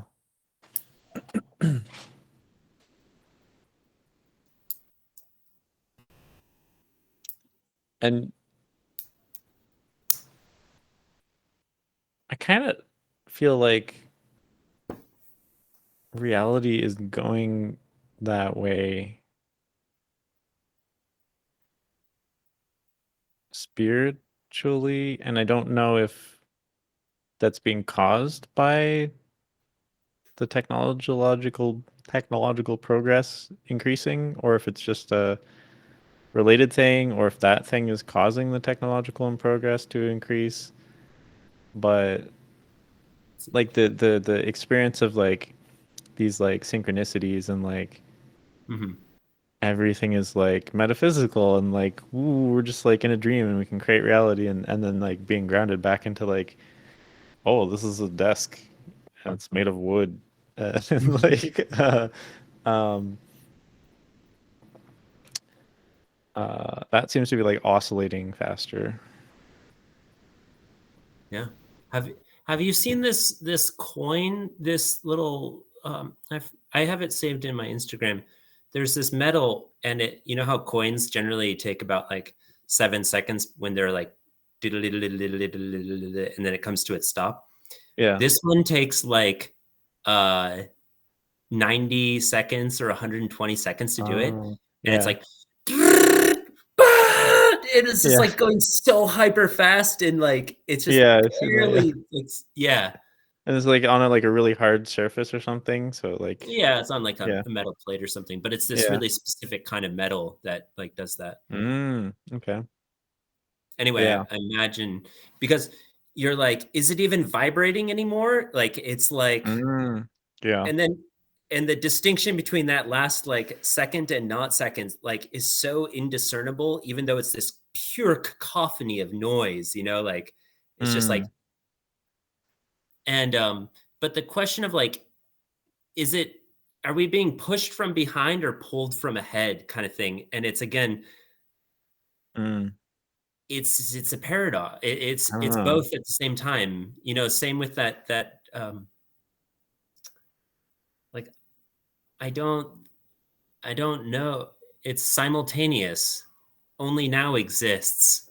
Like, Mm. and now, like, I mean, one of the most useful metaphors was the one Terence McKenna gave of like a marble rolling in a bowl, Mm. and that it's chaos theory that dictates how it'll roll. Like there's computationally reducible. You couldn't predict exactly how the ball Yeah. will do its thing, Unless you know but the that exact starting conditions. Yeah. it will come to rest at that singular point, that Yeah. it's an inevitability, and so Hmm. there, in a sense there is an attracting force, that like a function of like, Yeah. we have these, if you look at the marble rolling through that dead center point as these little glimpses or synchronicity experiences where like, oh, Mm. everything was just perfect alignment. Oh my Yeah. God. And then you pop out of it, and then like you come back, swooping back down into it, and then boom, you Yeah. have this like direct Yeah. experience of something. Yeah. That's a really good metaphor that kind of feels like what's happening. Mhm. Uh, But it happens more and yeah. more. That's the thing that seems to be happening, where you're just like, Yeah, whoa, because it's like whoa, whoa. it's normalizing to the attractor. Exactly. Yeah. That's but then that's happening holographically. I don't. Yeah, I've had some Um, visions about like the how light project. We talked about it in our last thing, where the mask that's projecting the light hold it held. yeah, yeah. Yeah, I've had some experiences where I was like shown images, and I was just like, okie doke. Oh wow, that's cool. Like, what can Yeah. can you try and explain that more? Like what the images were like? Well, I saw how like I saw a singularity of like so like this. See, if this is like Mm. singularity, this is where like Yeah. everything source is, and it's projecting light outward. I saw how Mm. like my physical form and everything was being rendered by that. There was like this like projections, like, and like Wow. everything was holographically like rendered. And What? yeah, Huh. and I mean, I thought I showed you the picture, but I don't remember for sure. But Mm. one second. I gotta go shortly get some dinner, but Yeah. Anyway, here are you, buddy. Um, so anyway, it's and then I maybe going back a little bit, you know how NDE people say they sometimes leave their body and they're like looking at themselves from up above? yeah. Yeah, I've had that. I was like Wow. meditating in a group before and Hmm. actually started levitating. Like I left my body and Wow. felt like I was floating in air and was looking down at us, the circle of Huh. people from up above. Wow. Cool. That's wild.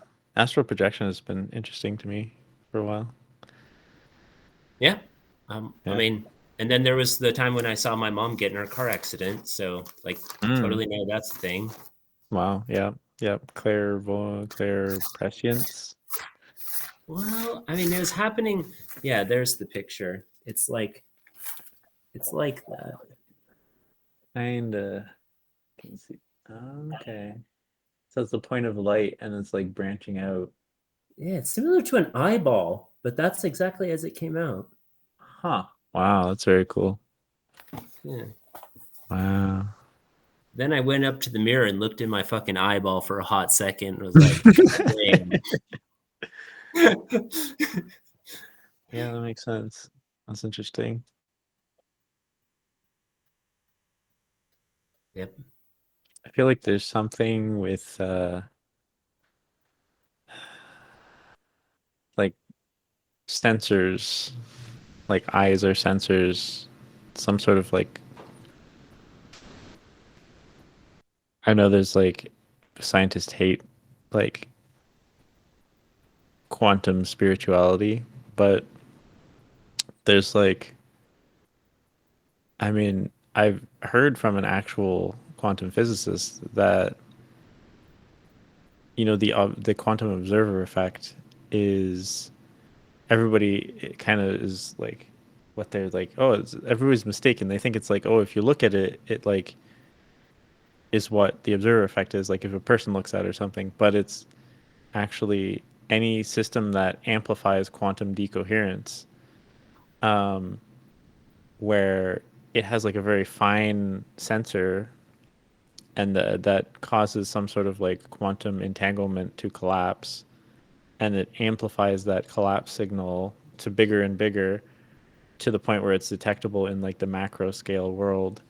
So an example of that would be a CCD in a digital camera. Oh my God. Yeah, It no, literally, this is huge. Like whatever Yeah. it is that ends up being, like the theory of everything is going to be Yeah. massively to do with like some kind of collapsing of uh like again, it draws back into what I was saying about the attention. If you have a fuckload of people Exactly. paying attention to, yeah, Yeah. yeah. Yeah.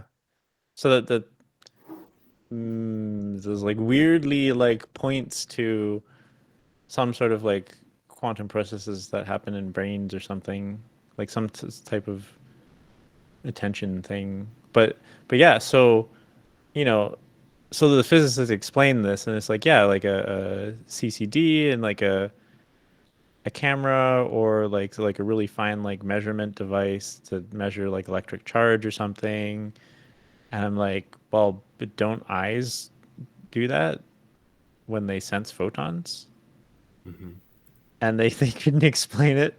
I'm like, yeah, that would be a sensor device, right? And like for humans, that's like the majority of our sensory input is like optical, right? Um, so that I've I don't know, like I haven't like connected it fully, but I have been like kind of looking for papers on like quantum effects in the brain because I think they discovered that birds use quantum effects to navigate with the magnetism and stuff. Hmm. Um, but I don't know how much has been discovered in human brains, but I suspect that there is some kind of interface layer, and I think attention has to play part of it. And I think because like I have this whole theory of like consciousness that builds up from these like it's like a bottom up theory where you get the emergence of like these systems that can uh, they have internal information stored in them. Um, so like any living system has like a membrane, like a boundary where like inside of it is its own like kind of regulated domain, and outside of it is the external world.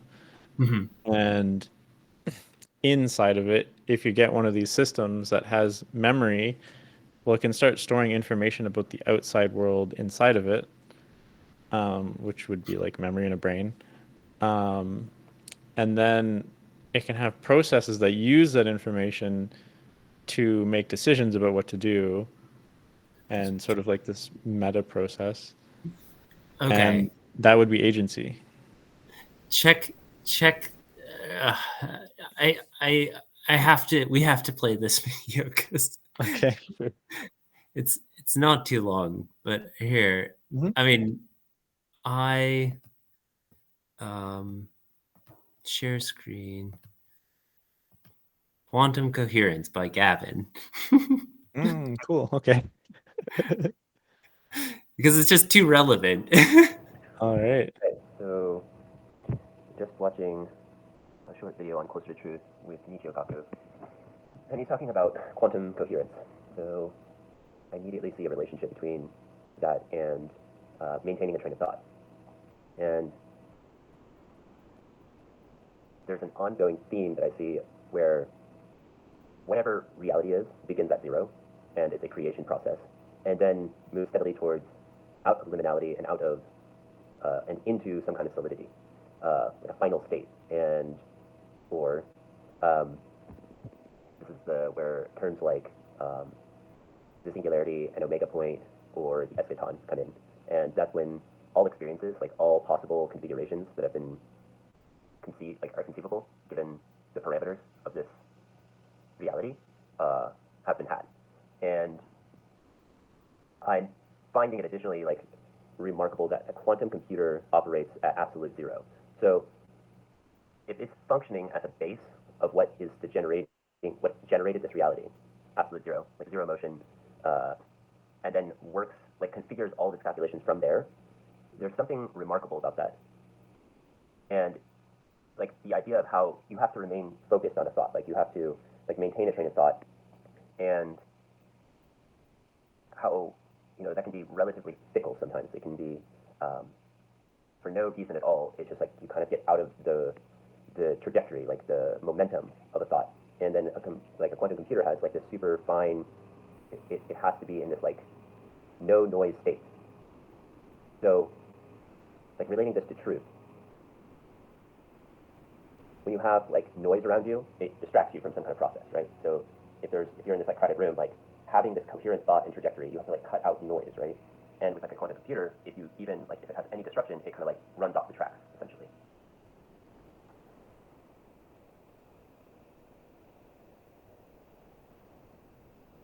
Switch like a lever or something like that. Very mechanical, like on-off sort of thing. And then you have traditional computing, which can like has two states, but it can like encompass more possibilities simultaneously. I don't know if I'm wording that correctly. Let me think about that. Here, let me reframe it actually. Why is it that large language models hallucinate?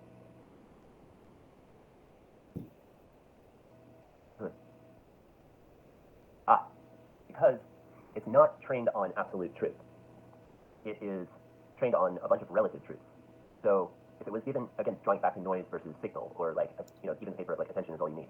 So in attention is all you need. You're cutting out noise, like distruth, basically, or untruth. You're trying to get to the highest signal ratio, like, or signal to noise ratio, and like continue to refine the process of like, yes, you can extract relative truth with language, but you're also carrying luggage of like, essentially like duality or something of that nature. Is like that the paradoxes haven't been completely collapsed yet. You still have some kind of relative truth and relative noise or distruth to it. So if it's taking some kind of amalgamation, some ratio of the time it's going to just generate what we consider hallucination or distruth or something like that.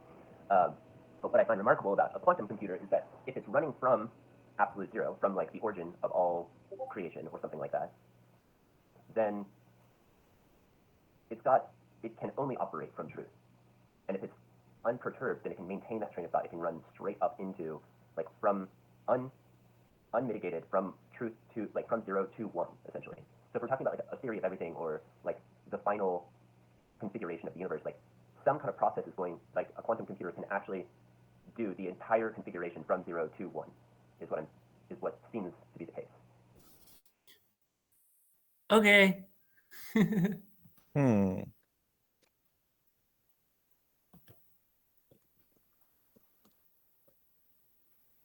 That touched on a lot of stuff that we talked about so far, I feel like. It did. Yeah.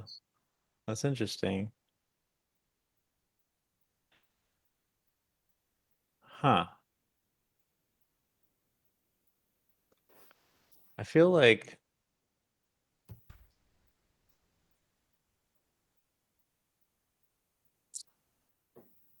it's,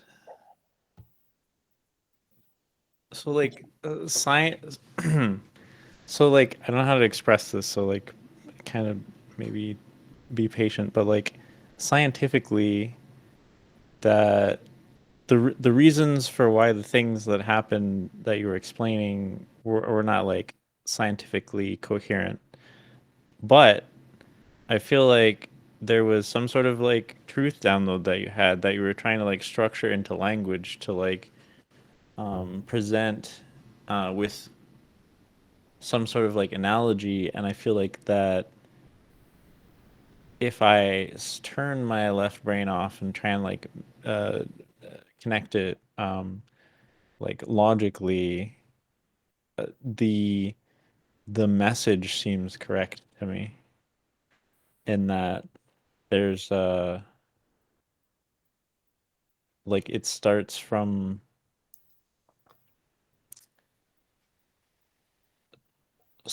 like the base state, goes to one. The final state is like the um combination of all things that could be. Like that seems like a download to me, and like how I would phrase it or how I've heard it said spiritually is that like reality exists so that conscious can experience itself and all that can be experienced. Um, and that makes sense to me. That's kind of what's happening, especially if you believe in like some sort of multiverse theory where there's like not only is like our entire universe experiencing like all the consciousness is experiencing stuff, but there could be like infinite universes simultaneously that are all experiencing different configurations of everything. And one, So yeah, sorry, go ahead. and like one of the like hypotheses is that every time a quantum I think it's like every time like a quantum state collapses, that forks into a new universe. I think that's one of the hypotheses. So like there's an unfathomably huge amount of universes. Like literally everything that could have happened and is happening all at the same time. There's an entire society of people that are like teapots or something, or just, I don't know, like like whatever, like literally anything can happen. And even if like let's say I don't know if the Big Bang is real or not. I think there's some questioning about that in now, but like um in this like state where a universe is at its beginning and it's like extremely high energy state, it seems like the physics of the universe are decided at that point. Mm-hmm. So not only is there like infinite universes with our physics, but there's infinite universes with infinite different types and configurations of physics, and tons of them have nothing happening in them. Well, nothing doesn't exist, but tons of them have like nothing that we would think of as things happening in it. And then, tons of them have like weird stuff that we could never even imagine happening. Um, and so, yeah, that makes a lot of sense to me. Like I ascribe to that belief Mm-hmm. because I feel like I feel like I have faith that that's correct for some reason. It just feels correct. Well, I could give a couple more points of evidence to me, which would be like Mm, the your life flashing before your eyes effect when your like perceived death is incoming, mm, and mm, like if you could plug your experience into a quantum computer and like experience from 0 to 1 and basically watch like all of the universe's life flash before your eyes, quote unquote, like hmm. that would be constituting your death when or like your self-discovery, like the universe completely knowing itself. Yeah. And something like that in even though I cannot prove that, intuitively points to that direction to me. Hmm. That's interesting. I don't know what I can say about that from a scientific perspective. I feel like, and obviously, I think we both know that like science is really behind in certain areas, but Yeah. I feel like right now they're saying that they don't know why that happens, whether it's like a massive rush of DMT or something, or Mm. um, something like that.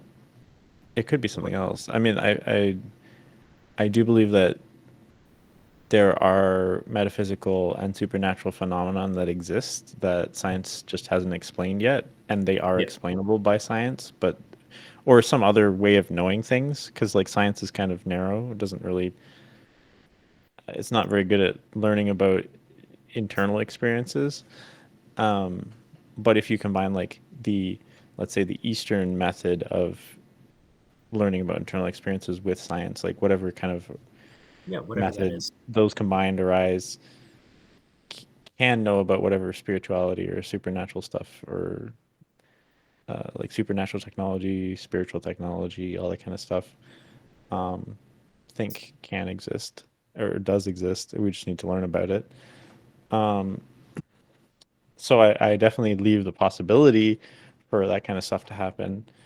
Um, but like, I think I said this the other day, is like the more I talk to AI and finally have something that is not a human that I can actually converse with at like a rational level, uh, the more I realize how much of what I thought was universal in the entire universe is just my human perception and other people's human perceptions.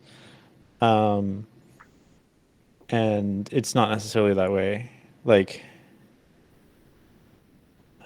I believe this like this like this concept that I described of increasing complexity and like something if you squint at it looks like love exists, but the human emotion of love I don't believe exists. Is I don't think that's a universal thing because I've Well, started talking to ChatGPT because that's literally some neurotransmitters that happen in humans like that like so there may be equivalencies in other life forms, yeah, but they may be experienced completely differently. yeah, And so, sure, you can call that love, but I feel like that would be too anthropocentric. Um, mhm. we need a new term for whatever that is, that like universal thing, because to me, love is that like series of neurotransmitters. Yeah. There, Um, there could be some like there's a lot of substitute words off. Like I said, like eschaton, singularity, omega point. Right? They're mm, not literally the same, but they're trying to point at something. Love yeah, or home might be similar to me. yeah, It's like this set oneness. oneness, that seems fairly close. Yeah, One like connect commonality, oneness, connection, unity. um, awareness of the negation, the simultaneous awareness of otherness and oneness, and therefore, if you care about your survival and increasing complexity, then you care about others' survival and increasing complexity because of that Yeah, negation that always present. yeah. I think that is closer to what might exist universally. Um, Universal is even kind of like yeah, a misnomer. It's just like maybe even more appropriate to just say infinity. yeah, well, yeah, exactly, because like there could be multiverses. So, Yeah, um, yeah. yeah, so like I use all that is sometimes, but Hmm. um, yeah, infinity works. Yeah. Infinite So, existence, something like that. uh-huh. I mean, Yeah. it's like if you look at like that singular, like that one point that was projecting all the light, it's that like Hmm. we're in this like little tiny sliver of that, like this one storyline, and like Yeah. we're headed back in towards that singularity point from which then, because what Mm. it seems something like is like, well, you know how you're talking about like this reality seems to beget itself in complexity, and what I'm Mm. seeing is like information being packed into a small, higher and higher information being packed into a singular entity. You know, you take the Swiss Army Yeah. knife, you take the iPhone, you take the like the large language model. We're just trying to get more intelligence into one single Yes. point. And We're trying to do that. Yeah. Yeah. and so what we're talking about in a different way, and this is scientific, is a highly ordered state, which is Highly ordered state of high energy. yeah, Yeah. that sounds like the Big Bang to me. Well, it does sound like the Big Bang. Yeah. That's true. That's interesting. Um, so like these little pockets of like local complexity are trying to like get back to the Big Bang state or something. Well, I mean, this isn't just me that just kind of came. Well, I came to the realization of it, and then independently, as which it scores bonus points with you particularly, is then I found out about Lee Smolin's black hole white hole theory, which Interesting. is Yeah. that. Hmm. Yes. Yeah, that's interesting. Uh,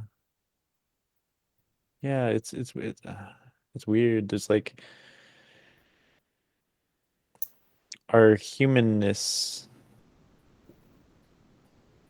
I believe there are, at least, like I said, in our local universe, universal truths, and I feel like humans can realize them sometimes, and but I feel like it's this kind of thing it's this thought form that exists and is like squished into our brains in a way that kind of distorts it Yeah. to like the shape of our brains. Um, and that like we interpret these universal truths like anthropocentrically according to the brain chemistry we have and like our existing set of memes. Um, so that's interesting. This is, I feel like, why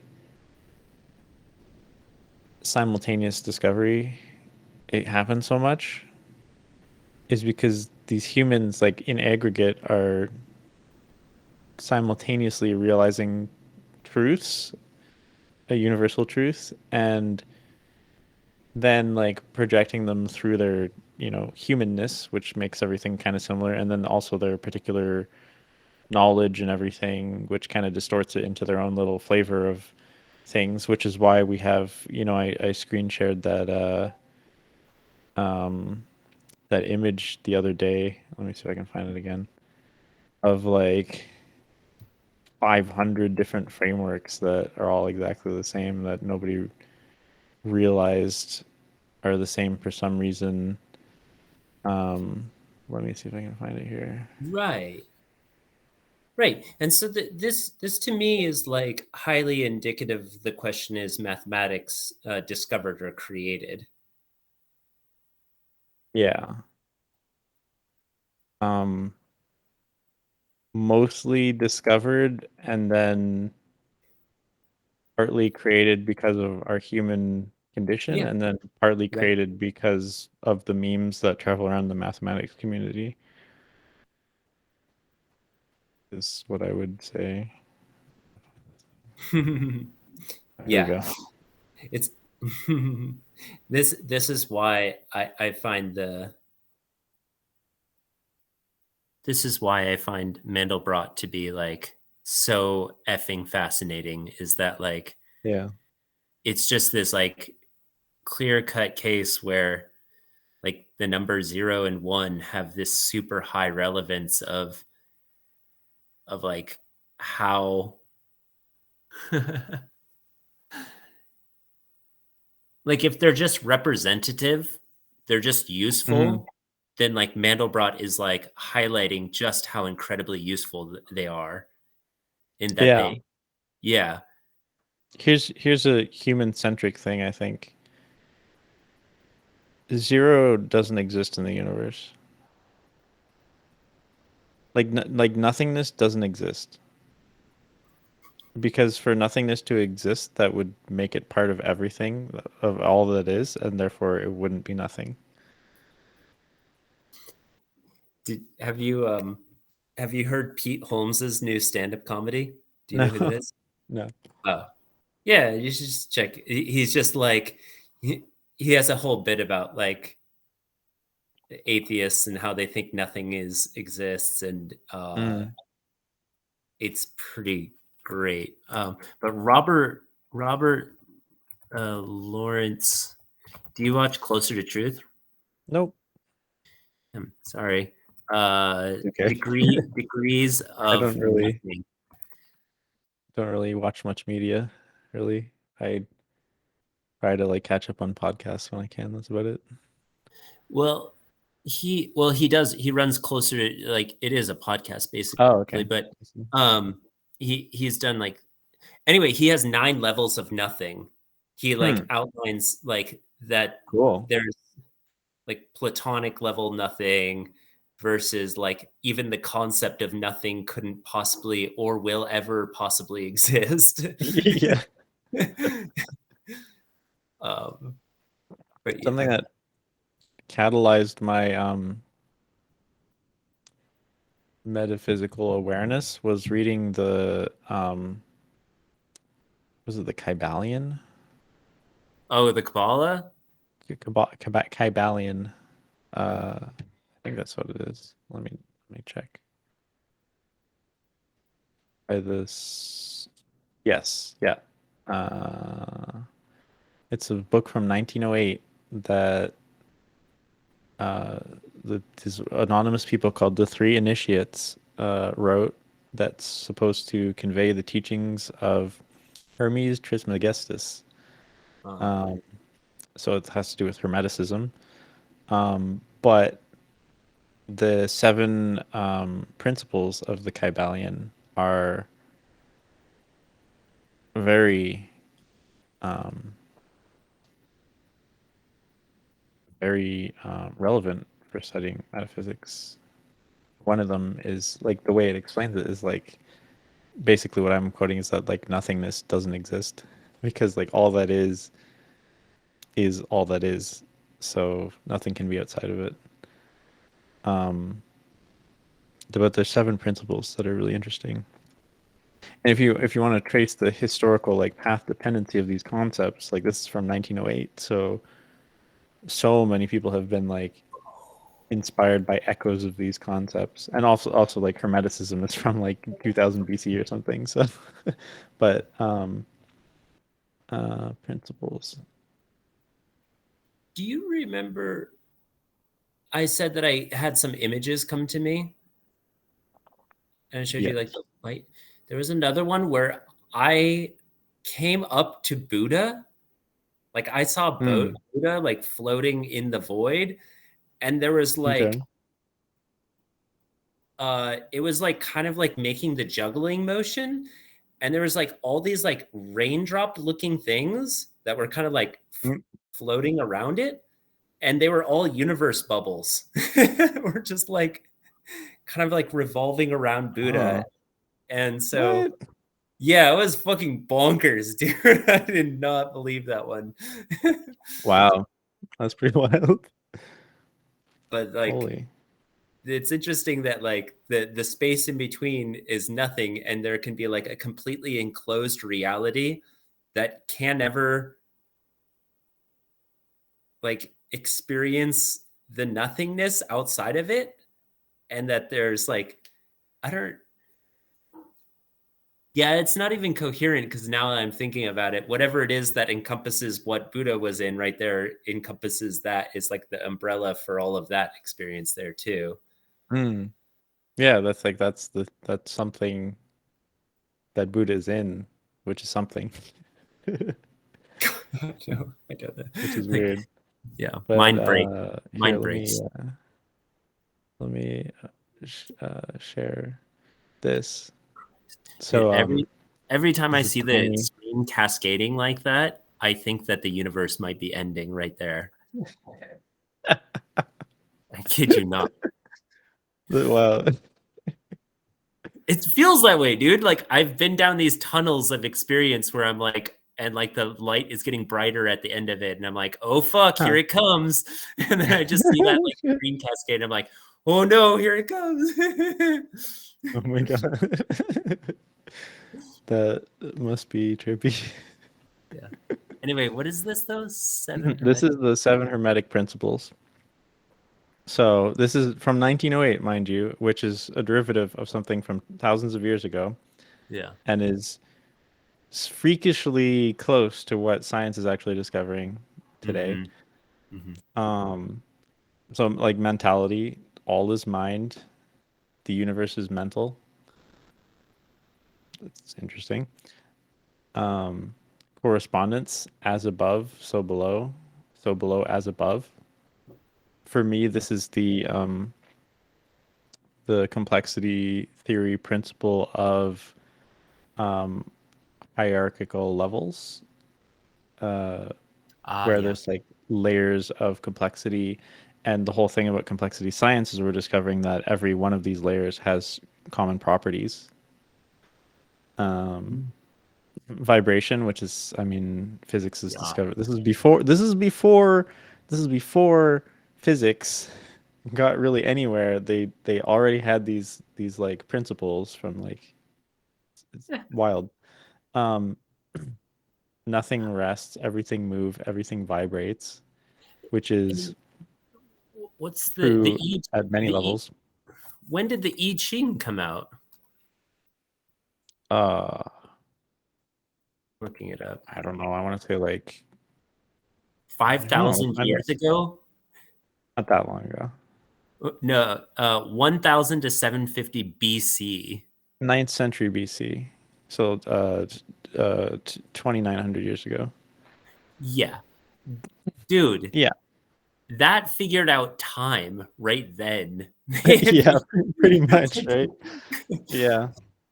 That's it. So this is like the human conditions, right? We're constantly rediscovering this shit that we've known somehow for thousands of years. Um, but yeah, polarity, everything is dual, everything has poles. And this is so kind of why I'm saying like nothing, like zero is a human construct that of significance. Like it makes sense for there to be a 0 point, but in reality, it's just two things canceling out. Like Yeah, it's like a -1 and a +1 canceling out. It's the like zero doesn't actually exist. Um, just as one doesn't actually exist.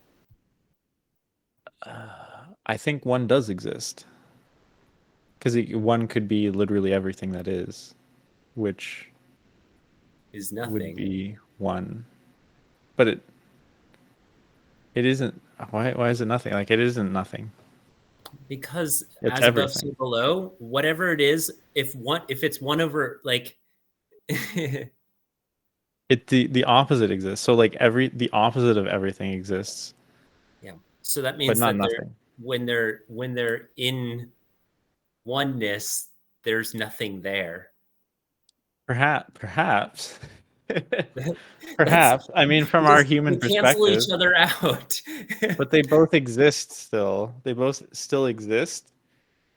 It looks like nothing from our human perspective because we have a concept of nothing.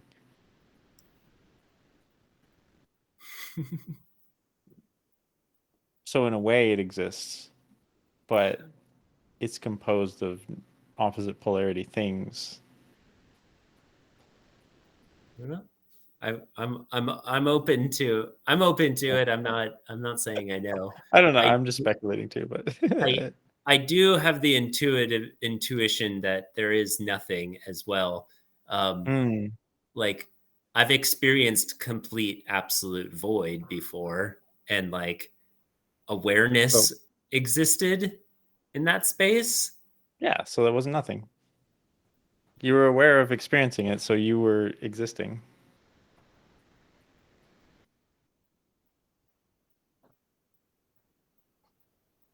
But It's I don't know if I can even go out of experience. Like again, exactly, is that a human what? exactly. What do you mean? If all is mind experiencing things, then it can't be that the experiencing will always exist. So Maybe. even if you have like you can experience the concept of nothingness, but there's still something experiencing it.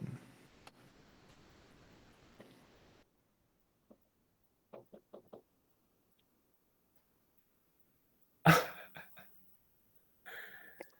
don't know. This is, I mean, if like it kind of explains it, like goes step by, it's like almost like a logical proof that goes like step by step in the Kybalion.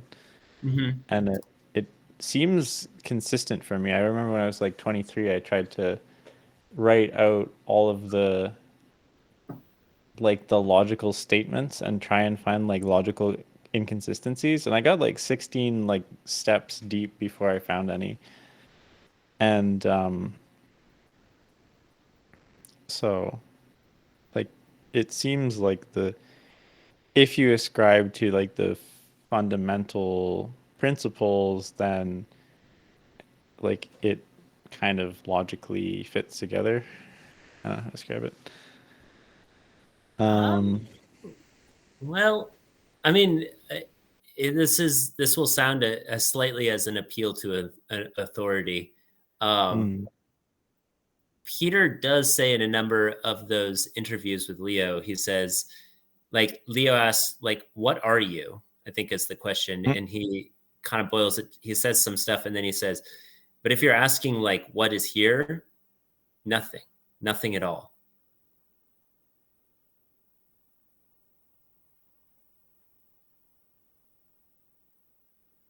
Which I have found he Is has that said like in, a cone? Is that like an anthropocentric cone for like meditation on?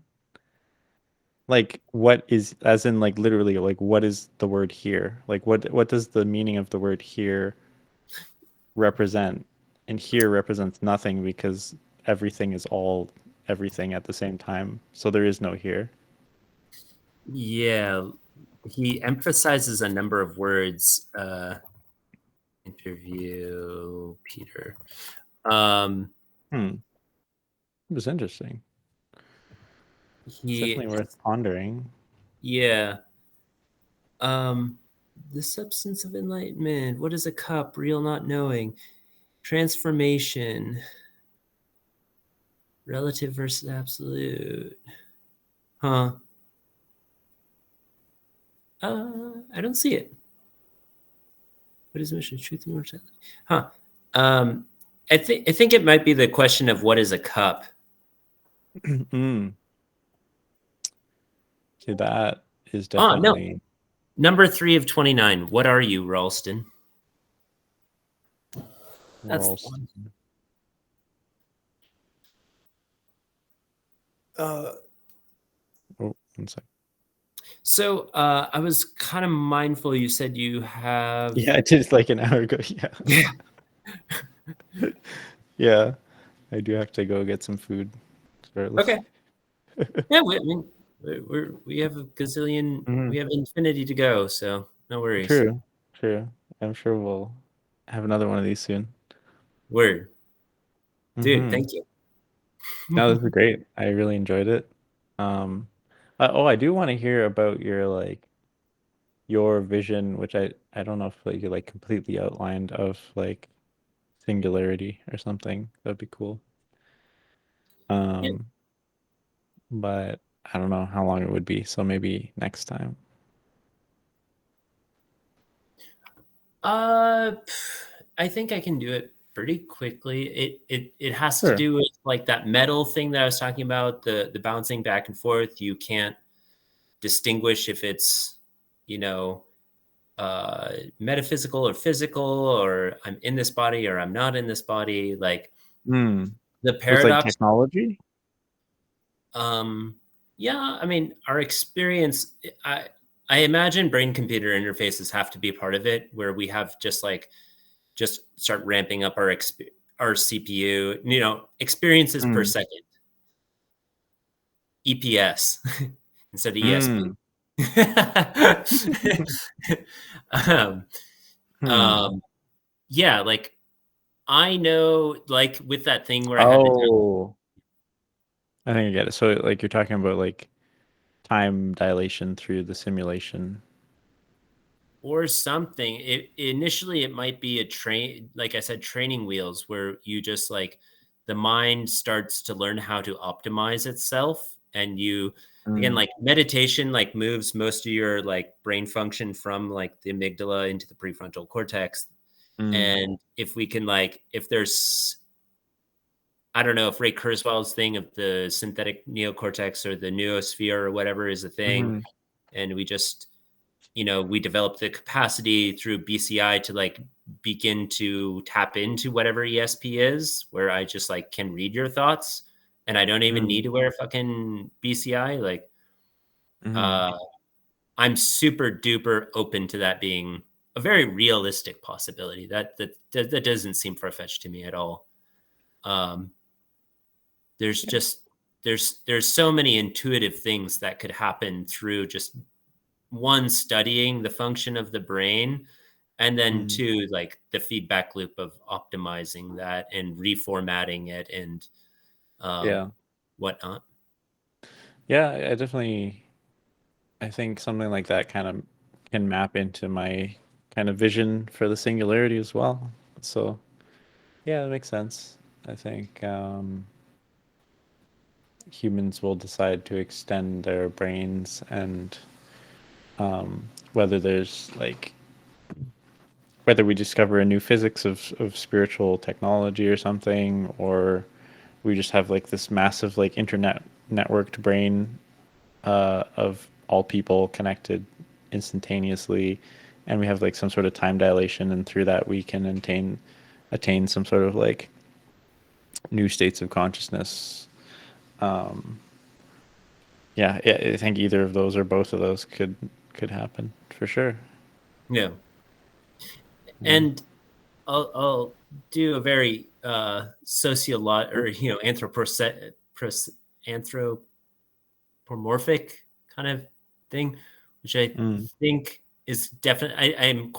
I feel high level degree of confidence, which is there's going to be laughing and crying at the end because like there's like it couldn't have been this fucking amazing. I think that we're in a love story, like Mm. like the ability to tell stories and like that there is a concept called game is Mm. highly indicative of what reality in general ever is or will be.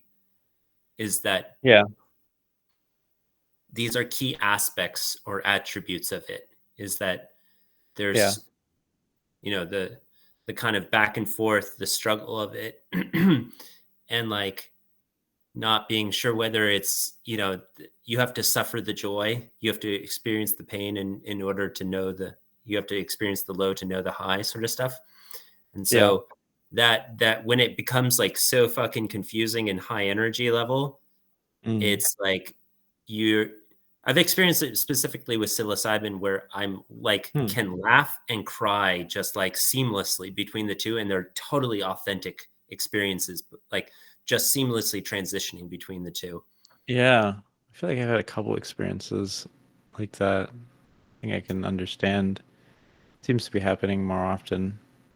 Is Mhm. like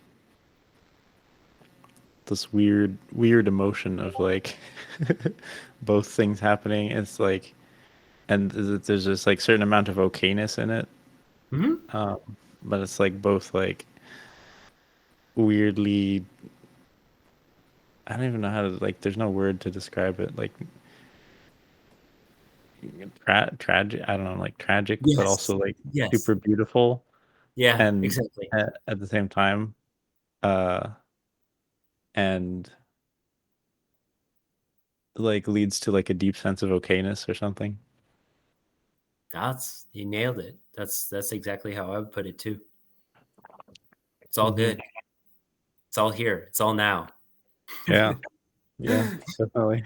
It's just Well, like now, yeah, it's just about like there's again also it's like forgetting the history. Like you just like all these things that like we mentally hold as like sense of self begin to go away where you're like, oh, I just forgive all of it. Like I can just let all of it mhm, go.